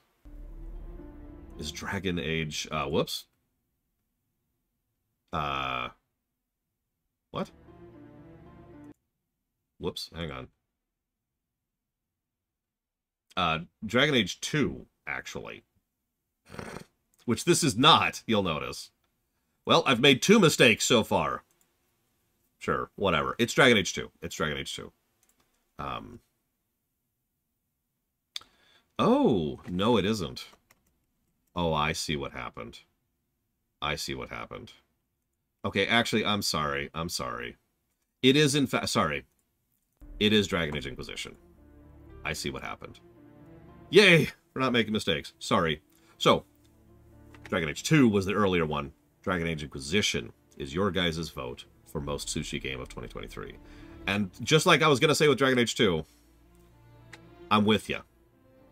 This is an extremely troubled game. And for so many reasons we've covered multiple times now. This is a game that is flawed, is irritating, is frustrating. Its interface is bad, honestly, because it's being built in an engine that was never designed to do this kind of thing. Its minute-to-minute gameplay can get irritating. It has way too much content that has way too little to do. But at the end of the day, I'm with you.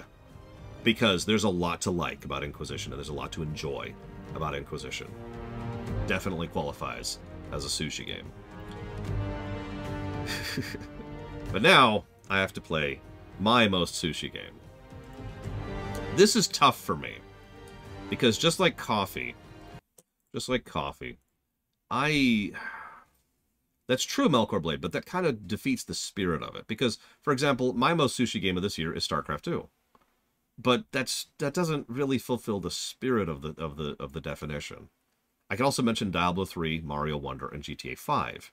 But none of those are really good despite it, which is kind of the intent of what sushi means. So for me, I only had one game this year that kind of scored badly, but that I still liked regardless. And that is Shantae. Shantae 3, I believe. The Pirate's Curse. This is a game that I legitimately enjoy despite itself. Because there's a lot that they do right, and there's a lot they do wrong, but there's so much like bounce and flavor and vibe and tone and world building. And God, that last level can go straight to hell. But I love the secrets, I love the kit, I love the sprite work. I love the music. I love the visuals. Like this is a damn good game, except it kinda isn't. And that's my point. This game didn't score all that well, but I don't care, because I love it anyways. And that's pretty much the definition with the sushi game. So, we're getting up to the big boys now. Stream of the year. So, in other words, the best stream, regardless of the game in question, your favorite stream of the year. Sorry, just getting... I love that song. Lorewalker's best stream of the year. Ace Combat 5 was mentioned. Super Mario Lost Levels was mentioned. Kingsfield 4 came in 4th. Super Mario Wonder came in 3rd. Grand Theft Auto 5, very close, came in 2nd. But the winner, your guys, apparently the stream you guys liked the most this year was StarCraft 2. Of course it was StarCraft 2. No, I don't really know the reasoning. I don't know your guys' reasoning for this one. But a couple of people I did talk to mentioned this one specifically because not only was it just a chill, fun game to play, but I was so much... apparently my mood was so much visibly better this year, during this game. Just... I was in such a better mood playing... I mean, it's hard for me to remember. This was actually a good year for streaming. We did a lot of great streams this year. Because I tend to remember the streams that pissed me off, like Spiritfarer, or like Baldur's Gate 3, or like XCOM 2. And Brood War, yeah. But StarCraft 2 was just like a balm of sunlight upon my soul. It's such a good game. And it was so much fun. That's the wrong word. It was such a good game to discuss, because I know StarCraft 2 extremely well. And I could discuss unit design, I could discuss interface design, I could discuss, like, level design and visual design and color design and so many aspects of this game I could dig into. And it was so good. So I'm with you, I'm with you, I'm with you. Absolutely. Which brings me, of course, to the next thing. My favorite stream of the year. We had so many good streams this year.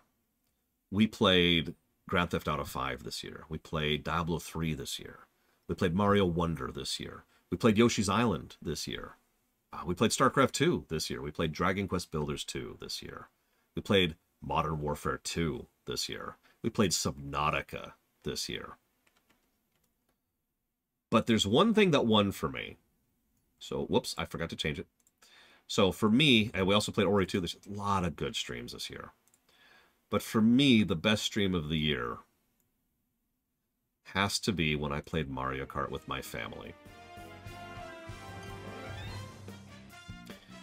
This was so much fun, getting my niece and my sister on camera just to have a Mario Kart tournament just for fun.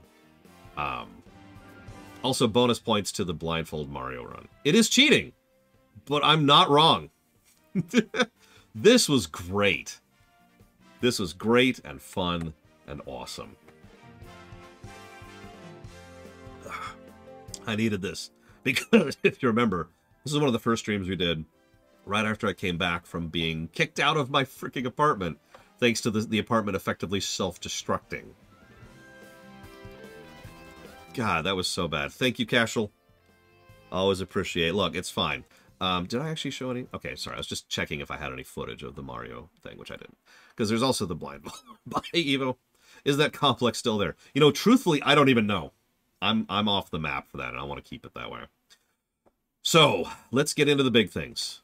Worst gameplay, best gameplay, worst story, best story, worst, best. This is it. This is the big ones. So, your guys' vote for the worst gameplay we've had in 2023. At the very bottom, we have Super Mario Bros. 1. I'll double check in a little. Thank you, Lolamas. I'll check in a bit. I've got some paperwork to do on that. Don't worry. Thank you for your support very much. Super Mario Bros. 1 at the very bottom. The Last Guardian. I don't think I agree with that. Putting that in worst gameplay isn't something that gels with me. Spiritfarer. Yes. Spiritfarer's gameplay sucks. I'm sorry. I know a lot of people love the story of that, but everybody I've ever read or seen who praises that game does not talk about the gameplay in glowing terms. Dragon Age Inquisition. Yeah. Of all the things I like about DAI, gameplay is not on that list. Super Mario Bros. Lost Levels. Again, agreed. It was like they sat down and unlearned all the lessons they learned from level design in Mario 1. But none of these beat, and you know what's about to happen, the worst gameplay for the Walkers in 2023. Behold, combat.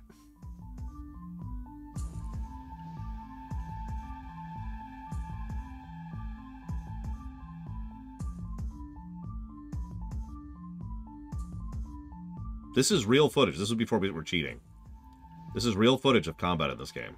And looting. Do you see how long this is? Do you see how slow and sluggy this is? None of you ever actually had to be behind the controller. You have no idea how bad this game controls. I'm sorry. You have no idea how badly this game controls.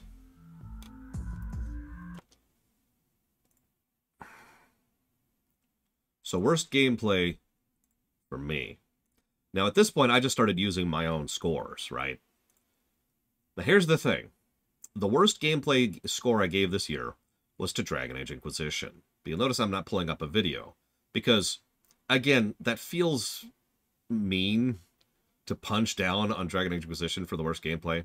I stand by it because the way I do the way I do my review is to cover everything. And that's the whole point. And if you count everything, Dragon Age Inquisition frickety sucks in terms of gameplay. Like, it's garbage. It's total garbage. But I have to be honest, I think, honestly for me, there's one other game which is even worse in pure gameplay. And that's apparently Dragon Age Inquisition.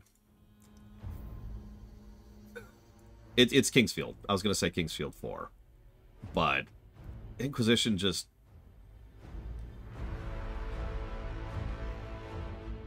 Happy Holidays, Panka. Like, just...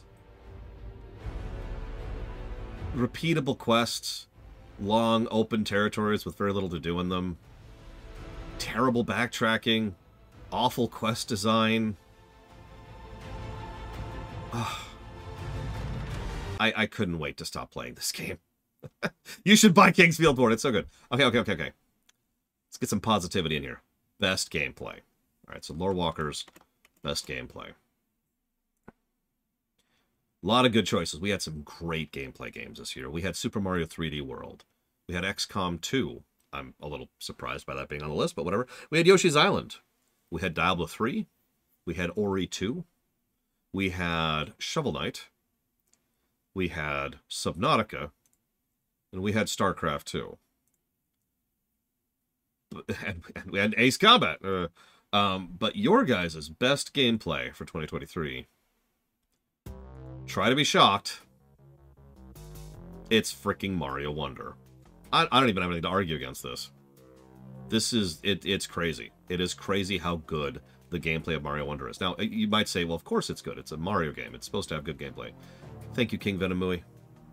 Oh, surprise. Yeah, I know. Could you imagine Mario Wonder winning anything? That's just shocking. But no, this is the least surprising thing. Of course, Mario Wonder won the best gameplay. And yeah, StarCraft 2 was a much, much longer game. And the fact that it retained quality is part of why it was such a statistical outlier. Just the co-op mode, the level design, the controls, the fluidity, the kit. Mario Wonder is a joy and a treat. Moving on. My best gameplay. You know the answer to that. You know the answer to this. But I want to give special shout-outs because there's a lot of games that had really good gameplay this year.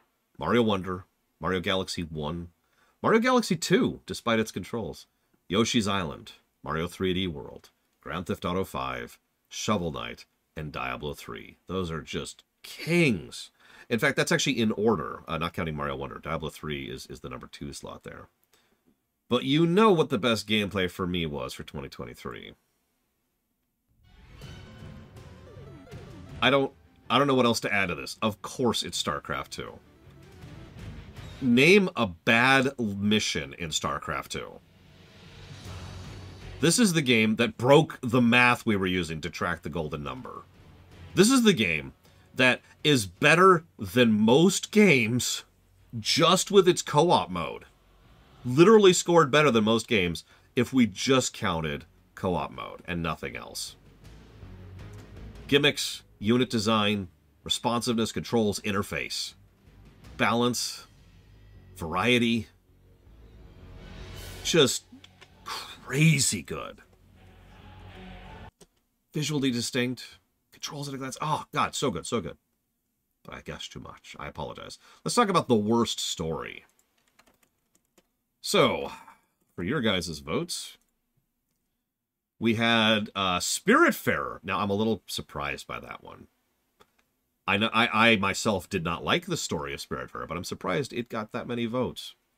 We also had XCOM 2 for worst story, and Chaos Gate Demon Hunters for worst story.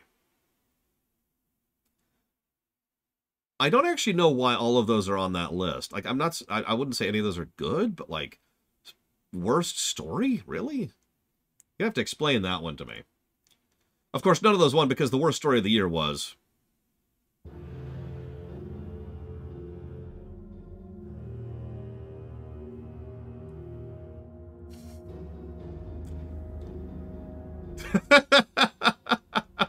What's really funny is this scored twice as many votes as everything else combined.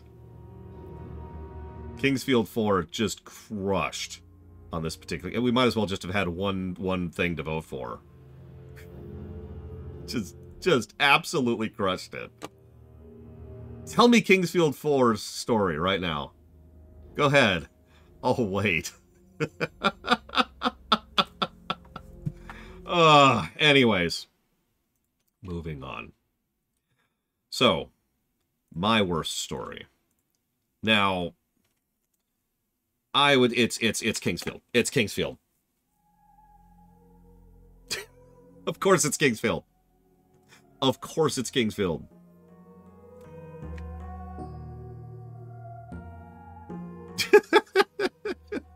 It's just, there is a lot of story here. We tried very hard. You remember that one side room? I think this encapsulates Kingsfield 4's story axis perfectly. There's this one side room. Do you remember it? There was nothing that indicated it was there or significant, and it was hard to even see the stuff you could read on the wall. But a huge chunk of the narrative was in that room with the little optional side scrolls you could find on the wall. It was actually kind of neat. It was the first time the story had engaged my interest at all. And that's Kingsfield 4's story in a nutshell. All right, let's get some positivity in here. Best story. Now, you know where this is going to go, but we had a lot of good story games this year. We had Dragon Quest Builders 2. We had Ori 2, Will of the Wisps. We had Firewatch. I'm a little surprised that that's on the list, but I'm with it. Grand Theft Auto 5, absolutely. God of War 5, absolutely. Dragon Age Origins, hell yes. But you know exactly what's going to win Best Story for you guys, and that is, of course, Baldur's Gate 3.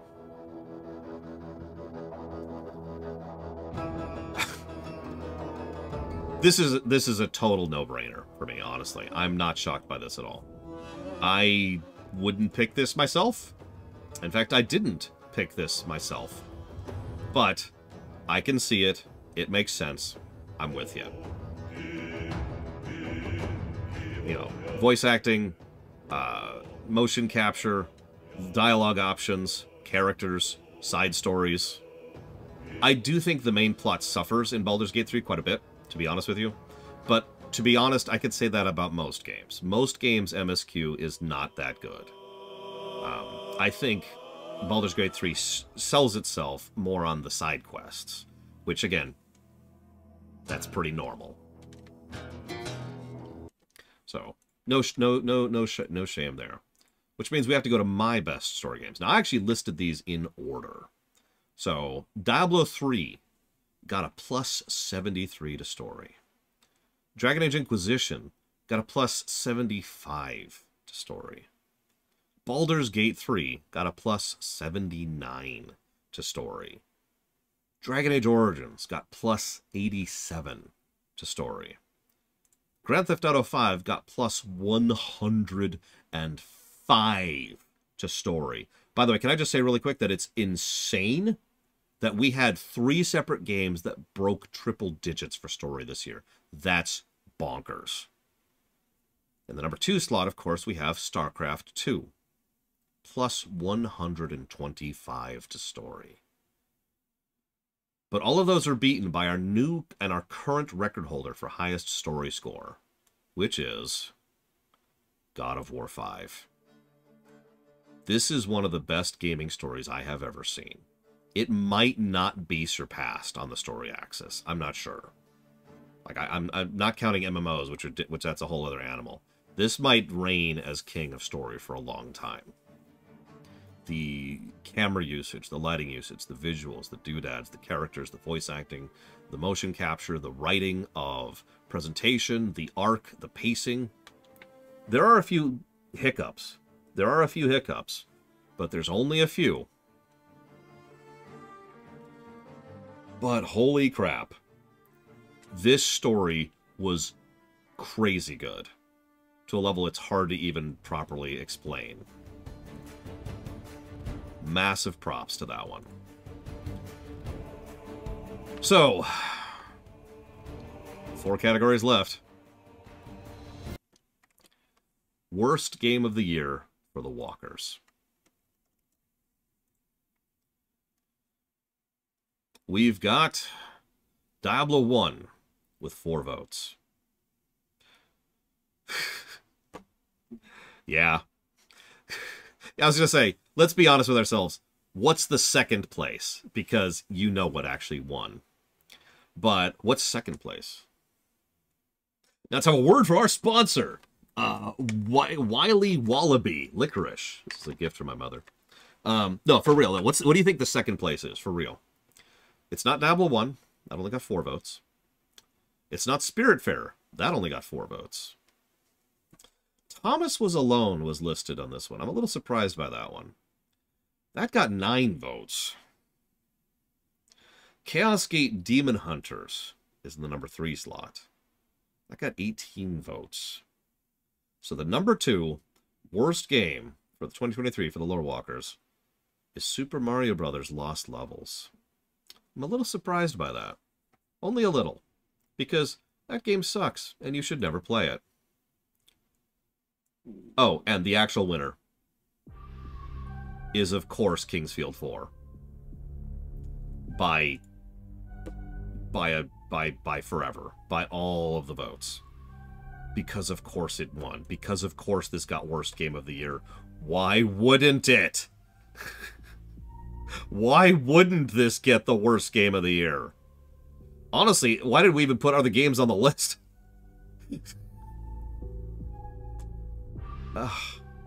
Just... look at those quality textures. Yes, this is the game we came back from. So now we have to go with my worst game of the year. Now, of course, I listed these in order, as I am wont to do. So I also updated the scores to accommodate the new math. So we have Spiritfarer as number 4 with negative 14. Chaos Gate Demon Hunter in number 3 with negative 50. Shantae 1, that's the Game Boy one, at number 2 at negative 70. And as the worst game of the year for me, Try to Be Shocked at negative 230.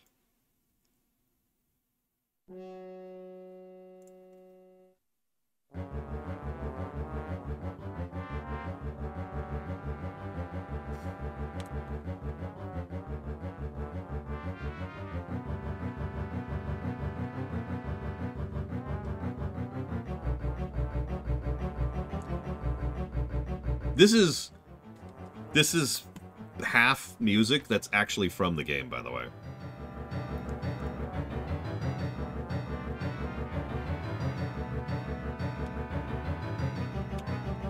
By the way, this is real combat in the game, too.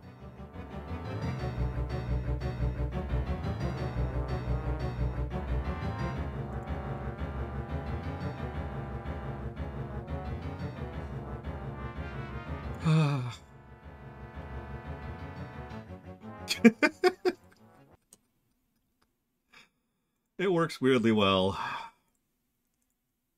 Game of the year. Game of the year. You know what won, but let's look what else won, because there's a lot of categories for Game of the Year. So, the bottom, Shovel Knight, with looks like 8 votes. Diablo 3. I can't read all these numbers. But can I mouse over them? No, I can't. Whatever.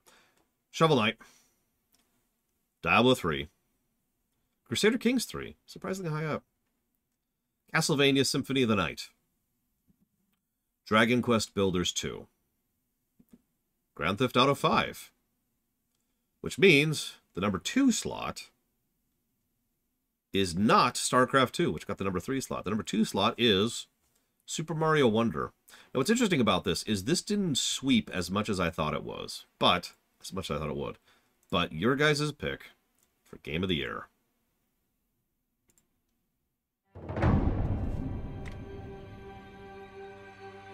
What else need be said? The second coming of Christ, as I have rather mockingly said several times. To be very clear, what I'm irritated by is how much people overpraise this game. But it's worth noting, it's still a damned good game. I'm still with it, and I still don't blame anybody for picking this for Game of the Year. Frankly, it kind of deserves it. I also think there was at least some bias from people who were picking it as a game because it actually came out this year.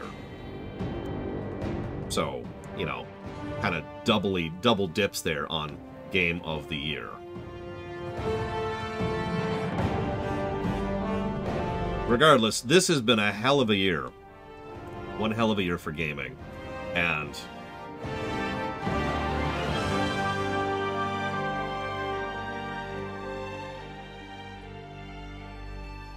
this is a damn good game, which leaves only one left.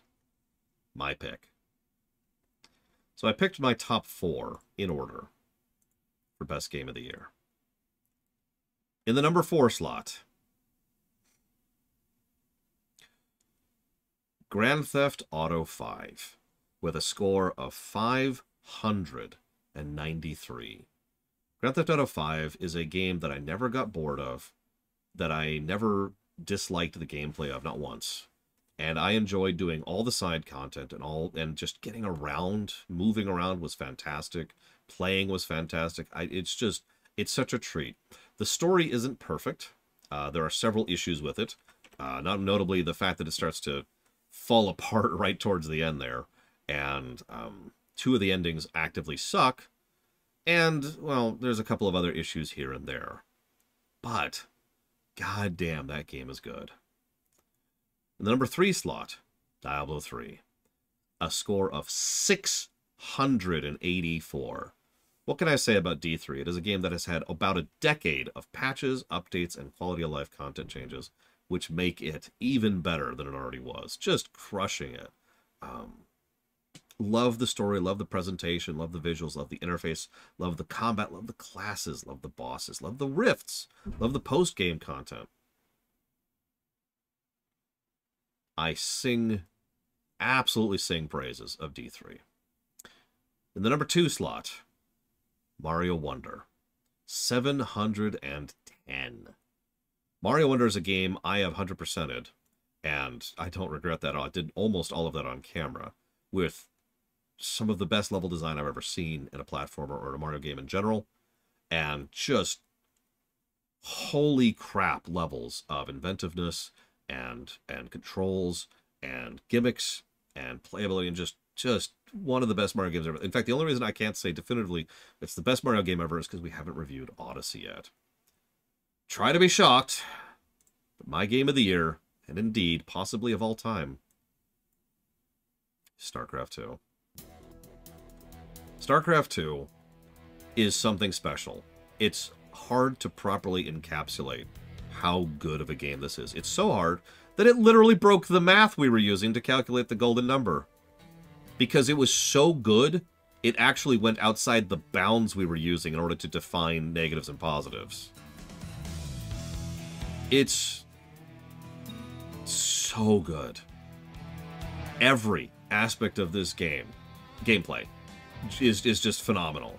And most of the story works for me too, honestly. I know we all crap on the main story quest, and for good reason. And there's some really weird, dumb cutscenes, and they had that tendency to lean on the Hollywood thing. And the epilogue is whatever. But most of the story of StarCraft 2, percentage-wise, is still fantastic. Donnie Vermillion and his little news tidbits, or talking to Tychus in between missions, or going and discussing the nature of the Zerg with Abathur, or each level which has incredible doodad and visual design, or going through Legacy of the Void and learning more about the culture of the different Protoss and how they interact with each other and trying to move forward into a new era and trying to let go of the themes of the past, and just so much good. Good animation, good voice acting, just good. It just crushes it. It crushes it so hard, and I hate to repeat myself, but it really is not a joke. We literally had to come up with new math in order to calculate the golden number for StarCraft 2. Because it's that much of a statistical outlier. So you don't see a game that is long and retains quality throughout. Almost every game that's long is like, yeah. And a Star Trek Crew is just like, yeah, the whole way through. The density of this game is crazy. The ratio of this game is crazy. I love this game. I love this game to death. And yeah, it was like a 60-some-odd hour game. Never got bored of playing it. Not once. Yeah, StarCraft 2 scored so high, I don't think it'll ever be surpassed. Not except by an MMO. MMOs are different. I really think we might have actually covered the best game that is going to score under my system. Ever. Like, I would love to say Chrono Trigger or Final Fantasy VI have a shot at it, but they don't. They just don't have the density. They don't have the duration to really to level, to hit this level of quality. Yeah, there are future games that might have a shot, but I can't think of any game prior to this one that I think is even in punching range of StarCraft 2. And it's hard for me to put this into mentality because this year has really sucked from a real-life perspective. And it's still sucking, actually, if I'm being completely honest. There's still some mess going on. But at least I got to play a lot of really good games this year with you guys. And I need to force myself to remember that because otherwise the negativity just overwhelms me. So I want to just end this by saying thank you for sharing in this year, for continuing to support me, for making it so I could keep, you know, having food and having a place to stay. And I don't know, just for being here. Just for being part of the journey. This has been a wild year.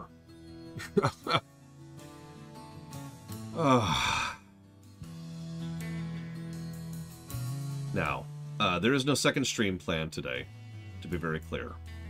I am going to go ahead and pause. I actually got to go take care of the kids, who at the moment are watching Frozen. And I probably should eat something. Tomorrow, at 10 a.m. Eastern Standard Time, there will be a stream setting up the Final Fantasy II rewrite. So check me out here. And then 11 a.m. Tomorrow morning, Eastern Standard Time, there will be the Final Fantasy II rewrite. Please go watch it, please. There's a lot of work and effort. For those of you who are only interested in regular streaming, that will be restarting Sunday. We'll be restreaming a bonus surprise game, and then another bonus surprise game, and then we will go ahead and get started to getting back into the queue with Untitled Goose Game. See you around, guys.